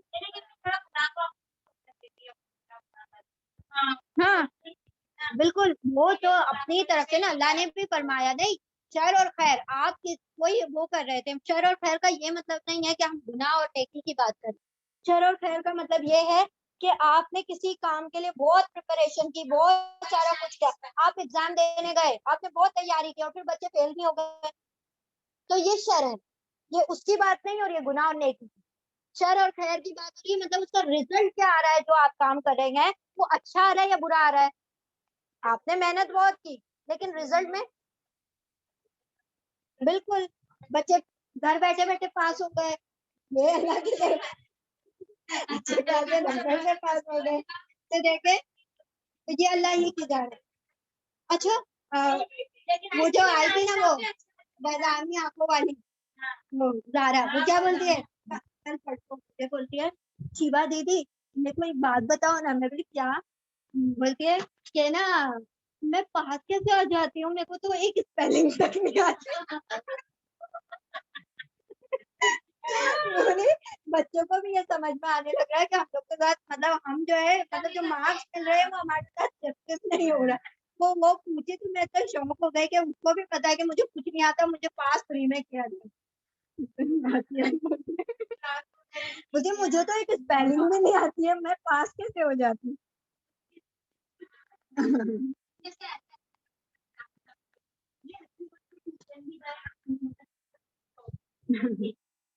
آیت نمبر 79، اے انسان تجھے جو بھلائی بھی حاصل ہوتی ہے اللہ کی عنایت سے ہوتی ہے، اور جو مصیبت تجھ پر آتی ہے وہ تیرے اپنے کسب اور اپنے عمل اپنی کمائی کے بدولت آتی ہے۔ اے محمد صلی اللہ علیہ وسلم ہم نے تم کو لوگوں کے لیے رسول بنا کر بھیجا ہے اور اس پر خدا کی گواہی کافی ہے، یعنی کہ لوگ نہ مانے اللہ تو اس بات پر گواہ ہے کہ نبی جو ہے صلی اللہ علیہ وسلم اللہ کے رسول ہے۔ آیت نمبر 80، جس نے رسول کی اطاعت کی اس نے دراصل خدا ہی کی اطاعت کی، اور جو منہ موڑ گیا تو بہرحال ہم نے تمہیں ان لوگوں پر پاسبان، نگہبان، وکیل بنا کر، حفیظ بنا کر نہیں بھیجا ہے۔ آیت نمبر 81، وہ منہ پر کہتے ہیں کہ ہم موتی فرما بردار ہیں، یعنی کہ ہم فرما بردار ہیں، مگر جب تمہارے پاس سے نکلتے ہیں تو ان میں سے ایک گروہ راتوں کو جمع ہو کر تمہاری باتوں کے خلاف مشورے کرتے ہیں، اللہ ان کی یہ ساری سرگوشیاں لکھ رہا ہے، یعنی کہ جو آپس میں رات کو گفتگو کرتے ہیں اور پلاننگ کرتے ہیں، اللہ سبحانہ وتعالیٰ سب کچھ لکھ رہا ہے، تم ان کی پرواہ نہ کرو اور اللہ پر بھروسہ رکھو، وہی بھروسے کے لیے کافی ہے، وکفیٰ باللہ وکیلا، کارساز ہے، وہی کام بنانے والا ہے۔ آیت نمبر 82، کیا یہ لوگ قرآن پر غور نہیں کرتے، اگر یہ اللہ کے سوا کسی اور کی طرف سے ہوتا تو اس پر بہت کچھ اختلافات ہوتے، قرآن میں کیا ہوتا، اگر یہ بندوں کی طرف سے ہوتا تو بہت سارے کیا ہو جاتے، اوپینینز نکلتے، بہت سارے اختلافات نکلتے، لیکن یہ کیا ہے، اللہ کی طرف سے صریح کتاب ہے۔ یہ لوگ جہاں کوئی اطمینان بخش یا خوفناک خبر سن پاتے ہیں اسے لے کر پھیلا دیتے ہیں، یعنی بس کان کے کچے لوگ ہوتے ہیں نا، بس سنیں اور جلدی سے کیا کرنا ہے، اس کو وائرل کرنا ہے، تو یہ ان کی بات ہو رہی ہے. حالانکہ اگر یہ اسے رسول اور اپنی جماعت کے ذمہ دار اصحاب تک پہنچائیں تو وہ ایسے لوگوں کے علم میں آ جائے جو ان کے درمیان اس بات کی صلاحیت رکھتے ہیں کہ اس سے صحیح نتیجہ اخذ کر سکے. ہمارے لیے یہ اصل میں بہت بڑا میسج ہے. آج کے دور میں ہم لوگ کیا کرتے ہیں, 10 لوگوں کو فارورڈ کر دو, ایسا ظلم ہو رہا ہے, ایسا یہ ہو رہا ہے, ایسا وہ ہو رہا ہے. اب اتنے ایموشنل اور اتنے سینٹیمنٹ ہمارے ہائی ہو جاتے ہیں تو ہم کیا کرتے ہیں, فوراً سے اس خبر کو پھیلانا شروع کرتے ہیں, چاہے اس کے اندر رتی بھر بھی حقانیت نہ ہو. کیونکہ ہمیں کہا گیا نا جلدی سے بھیج دو. بیوی فاطمہ نے خواب دیکھا تھا, کیا خواب دیکھا تھا وہ آج تک کسی کو بھی نہیں پتا. خواب دیکھا تھا اور وہ انہوں نے کہا تھا کہ 10-11 لوگوں کو پھیلا دو, 11 لوگوں کو تو خوشخبری کل ملے گی. نہیں پھیلاؤ گے تو بری خبر سنیں گے. پہلے پیپر چھپتے تھے, اب واٹس ایپ. ٹھیک ہے, اصحاب تک پہنچا دو تاکہ کوئی صحیح نتیجہ اخذ کر سکے. ہاں, تم لوگوں پر اللہ کی مہربانی اور رحمت نہ ہوتی تو تمہاری کمزوریاں ایسی تھی کہ معدودے چند کے سوا تم سب شیطان کے پیچھے لگ جاتے. یعنی اللہ سبحانہ وتعالیٰ اگر تم پر رحم نہ کرتا تو سارے کے سارے تم شیطان کے پیروکار ہو جاتے. بس اے نبی صلی اللہ علیہ وسلم, تم اللہ کی راہ میں لڑو, تم اپنی ذات کے سوا کسی اور کے لیے ذمہ دار نہیں ہو. اور البتہ اہل ایمان کو لڑنے کے لیے یعنی کہ جہاد کے لیے کیا کرو, ان کو پرووک کرو. بعید نہیں ہے کہ اللہ کافروں کا زور توڑ دے. اللہ کا زور سب سے زیادہ زبردست ہے اور اس کی سزا سب سے بڑھ کر سخت ہے. آیت نمبر 85, جو بھلائی کی سفارش کرے گا وہ اس میں سے حصہ پائے گا. یعنی کہ جو بھلائی پھیلاتا ہے, جو بھلائی کو کیا کرتا ہے, آگے بڑھاتا ہے اور اس کا سپورٹ میں بولتا ہے تو وہ بھلائی کا حصہ پائے گا. اور جو برائی کی سفارش کرے گا وہ اس میں سے حصہ پائے گا. اور اللہ ہر چیز پر نظر رکھنے والا ہے. 86, اور جب کوئی احترام کے ساتھ تمہیں سلام کرے تو اس کو اس سے بہتر طریقے سے جواب دو, یا کم از کم اتنا ہی لوٹا دو. اللہ ہر چیز کا حساب لینے والا ہے. یعنی کہ سلام کا جب جواب دے تو اس میں بھی نیکیاں کیا ہوتی ہے, اس کا بھی اجر بڑھ جاتا ہے, اچھے سے جواب دیا جائے. السلام علیکم. اگر کسی نے کہا کہے تو السلام علیکم ورحمۃ اللہ کہنے پر 20 نیکیاں ہیں اور وہ برکاتہ ملا لینے پر 30 نیکیاں. اب پھر اس کے بعد اتنا لمبا کرنے کی طرح سنت کا جو ثابت ہے وہ اتنا ہی کہ ہم کیا کرتے ہیں پھر تو اتنا ایکسٹینڈ کرنے کی ضرورت نہیں, اتنا بھی کافی ہے جتنا اللہ آپ صلی اللہ علیہ وسلم نے ہمیں بتا دیا. اللہ وہ ہے جس کے سوا کوئی خدا نہیں, کوئی معبود نہیں. وہ تم سب کو اس قیامت کے دن جمع کرے گا جس کے آنے میں کسی بھی قسم کا شک نہیں ہے, اور اللہ کی بات سے بڑھ کر سچی بات اور کس کی ہو سکتی ہے. آیت نمبر 88, پھر یہ تمہیں کیا ہو گیا ہے کہ منافقین کے بارے میں تمہارے درمیان دو رائے قائم ہو چکی ہیں, حالانکہ جو برائیاں انہوں نے کمائی ہیں ان کی بدولت اللہ انہیں الٹا پھیر چکا ہے. کیا تم چاہتے ہو کہ جس اللہ نے ہدایت تمہیں بخشی اسے تم ہدایت بخش دو؟ یعنی کہ بندہ کبھی کسی کو ہدایت نہیں بخش سکتا, یہ معاملہ صرف اللہ ہی کے ذمے ہے. حالانکہ جس کو اللہ نے راستے سے ہٹا دیا اس کے لیے تم کوئی راستہ نہیں پا سکتے. آیت نمبر 89, وہ تو یہ چاہتے ہیں کہ جس طرح وہ خود کافر ہے اسی طرح تم کو بھی کافر بنا دیں تاکہ تم اور وہ سب ایک جیسے ہو جائیں. لہٰذا ان میں سے کسی کو اپنا دوست نہ بناؤ جب تک کہ وہ اللہ کی راہ میں ہجرت کر کے نہ آ جائیں, اور اگر وہ ہجرت سے باز رہیں, ہجرت سے رک جائیں تو جہاں پاؤ انہیں پکڑ کر قتل کرو اور ان میں سے کسی کو اپنا دوست اور مددگار نہ بناؤ. یعنی کہ اللہ سبحانہ وتعالیٰ نے ایک پیرامیٹر رکھ دیا تھا کہ اگر وہ تمہارے ساتھ ہجرت کرے, اپنے گھروں کو چھوڑنے کے لیے تیار ہو جائے تو سمجھ جانا کہ ایمان والے, ورنہ پھر ان سے نہ دوستیاں کرو نہ معاملات. آیت نمبر 90, البتہ وہ منافق اس حکم سے مستثنا ہے, ایکسیپشن میں ہے, جو کسی ایسی قوم سے جا ملے جس کے ساتھ تمہارا کیا ہے معاہدہ ہے, جس کے ساتھ تمہارا ایگریمنٹ ہے, تو تم کیا ہے پھر ان کے ساتھ جہاد نہیں کر سکتے.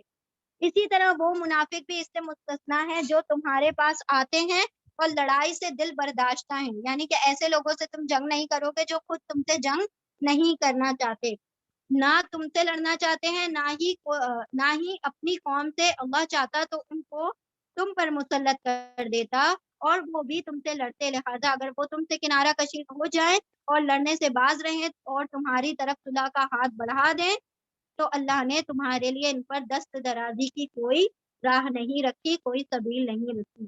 آیت نمبر 91، ایک اور قسم کے منافق تمہیں ایسے ملیں گے جو چاہتے ہیں کہ تم سے بھی امن میں رہیں اور قوم سے بھی امن میں رہیں، مگر جب کبھی فتنہ برپا ہو تو سب سے پہلے وہی ٹوٹ پڑتے ہیں، یعنی کہ سامنے دکھاتے کہ ہم تمہارے ساتھ ہیں لیکن جب کہیں لڑائی ہوگی تو تمہارے خلاف سب سے پہلے بولیں گے، تو یہ ان کی بات کی جا رہی ہے۔ مگر جب کبھی فتنے کا موقع پائیں گے اس میں کود پڑیں گے، ایسے لوگ اگر تمہارے مقابلے سے باز نہ رہیں، تم سے مقابلہ نہ کریں، چپ نہ رہیں اور صلح اور سلامتی تمہارے آگے پیش نہ کریں اور اپنے ہاتھ نہ روکے تو جہاں وہ ملے انہیں پکڑو اور مارو، ان پر ہاتھ اٹھانے کے لیے ہم نے تمہیں کھلی حجت دے دی ہے۔ آیت نمبر 92، کسی مومن کا یہ کام نہیں ہے کہ دوسرے مومن کو قتل کرے الا یہ کہ اس سے چوک ہو جائے، غلطی سے اگر قتل ہو جائے تو، اور جو شخص کسی مومن کو غلطی سے قتل کر دے تو اس کا کفارہ یہ ہے کہ ایک مومن کو غلامی سے آزاد کرے اور مقتول کے وارثوں کو خون بہا دے دے، یعنی کہ وہ دیت دے دے، الا یہ کہ وہ خون بہا معاف کر دے۔ لیکن اگر وہ مسلمان مقتول کسی ایسی قوم سے تھا جس سے تمہاری دشمنی ہو تو اس کا کفارہ ایک مومن غلام آزاد کرنا ہے، اور اگر وہ ایسی غیر مسلم قوم کا فرد تھا جس سے تمہارا معاہدہ ہو تو اس کے وارثوں کو خون بہا دے دینا ہے، اور ایک مومن غلام کو آزاد کرنا ہوگا۔ پھر جو غلام نہ پائے وہ پے در پے 2 مہینے کے لگاتار روزے رکھے بغیر چھوڑے، اس گناہ پر اللہ سے توبہ کرنے کا طریقہ ہے اور اللہ علیم اور دانا ہے۔ لوگ 100 تک مکمل کر لیتے ہیں، ٹھیک ہے۔ آیت نمبر 93، رہا وہ شخص جو کسی مومن کو جان بوجھ کر قتل کرے تو اس کی جزا جہنم ہے جس میں وہ ہمیشہ رہے گا، اس پر اللہ کا غضب ہوگا اور اس کی لعنت ہے، اور اللہ نے اس کے لیے سخت عذاب مہیا کر رکھا ہے، یعنی کہ اگر غلطی سے ہو جائے قتل تو غلام آزاد کرے، خون بہا دے، اور اگر جان بوجھ کر قتل کرے تو قتل کیا ہے؟ کبیرہ گناہ، تو اس کے لیے اللہ سبحانہ و تعالیٰ نے جہنم کا عذاب تیار کر رکھا ہے۔ آیت نمبر 94، اے لوگوں جو ایمان لائے ہو، جب تم اللہ کی راہ میں جہاد کے لیے نکلو تو دوست دشمن میں تمیز کر لیا کرو، اور جو تمہارے طرف سلام سے تقدیم کرے اسے فوراً نہ کہہ دو کہ تم مومن نہیں ہے۔ اگر تم دنیاوی فائدہ چاہتے ہو تو اللہ کے پاس تمہارے لیے بہت سے اموال غنیمت ہیں، آخر اسی حالت میں تم خود بھی تو اس سے پہلے رہ چکے ہو، پھر اللہ نے تم پر احسان کیا، لہذا تحقیق کے ساتھ کام لو، جو کچھ تم کرتے ہو اللہ اس سے باخبر ہے۔ یہ وہی معاملہ جو تھا بکری والا، ہاں تو وہ، ہاں وہ کافروں کے بستی میں گئے تھے، یہ جو ایمان والے تھے تو انہوں نے وہ بستی پوری کافروں کی، اور انہوں نے وہ ایک شخص جو بکری چرا رہا تھا اس نے سلام کر دیا، تو ان لوگوں نے کیا کہا کہ سلام کرتا ہے تاکہ جان بچ جائے، اور قتل کر دیا اور اس کی بکریاں لے کر آ گئی۔ آپ صلی اللہ علیہ وسلم نے کہا کہ یہ تم نے یہ بکریوں کے اور اس کے مال غنیمت کے چکر میں تم نے ایک ایسے جان کو مطلب قتل کر دیا جو کہ مومن تھا، تو اگر کوئی تم سے سلام کرے تو پھر اس کو یہ نہ کہہ دو کہ تم مومن نہیں ہے، اس کی بات کی کیا کر لیا کرو؟ تحقیق کر لیا کرو۔ آیت نمبر 96، ان کے لیے اللہ کی طرف سے بڑے درجے ہیں اور مغفرت اور رحمت ہے، اور اللہ بڑا معاف کرنے والا رحم فرمانے والا ہے۔ آیت نمبر 97، جو لوگ اپنے نفس پر ظلم کر رہے تھے ان کی روحیں جب فرشتوں نے قبض کی تو ان سے پوچھا کہ یہ تم کس حال میں مبتلا تھے؟ انہوں نے جواب دیا کہ ہم زمین میں کمزور اور مجبور تھے۔ فرشتوں نے کہا کیا خدا کی زمین وسیع نہ تھی کہ تم اس میں ہجرت کرتے؟ یہ وہ لوگ ہیں جن کا ٹھکانہ جہنم ہے اور بڑا ہی برا ٹھکانہ ہے، یعنی کہ ایک ماحول ایسا ہے جس میں کافرانہ ماحول ہے اور ان کو ان کے جو دین پر چلنے نہیں دیا جا رہا، تو کیا کر جائیں وہ اس جگہ سے ہجرت کرنا ہے۔ آیت نمبر 98، ہاں جو مرد عورتیں اور بچے واقعی بے بس ہیں اور نکلنے کا کوئی راستہ نہیں ہے تو انہیں اور ذریعہ نہیں پاتے، وہی نہیں ہے کہ اللہ انہیں معاف کر دے، اللہ بڑا معاف کرنے والا اور درگزر فرمانے والا ہے۔ آیت نمبر 100، جو کوئی اللہ کی راہ میں ہجرت کرے گا اس زمین میں پناہ لینے کے لیے بہت جگہ اور بسر اوقات کے لیے بڑی گنجائش پائے گا، اور جو اپنے گھر سے اللہ اور رسول کی طرف ہجرت کے لیے نکلے پھر راستے ہی میں اسے موت آ جائے اس کا اجر اللہ کے ذمے واجب ہو گیا۔ اللہ بہت بخشنے والا بڑا رحم فرمانے والا ہے. اب باقی 76 آیتیں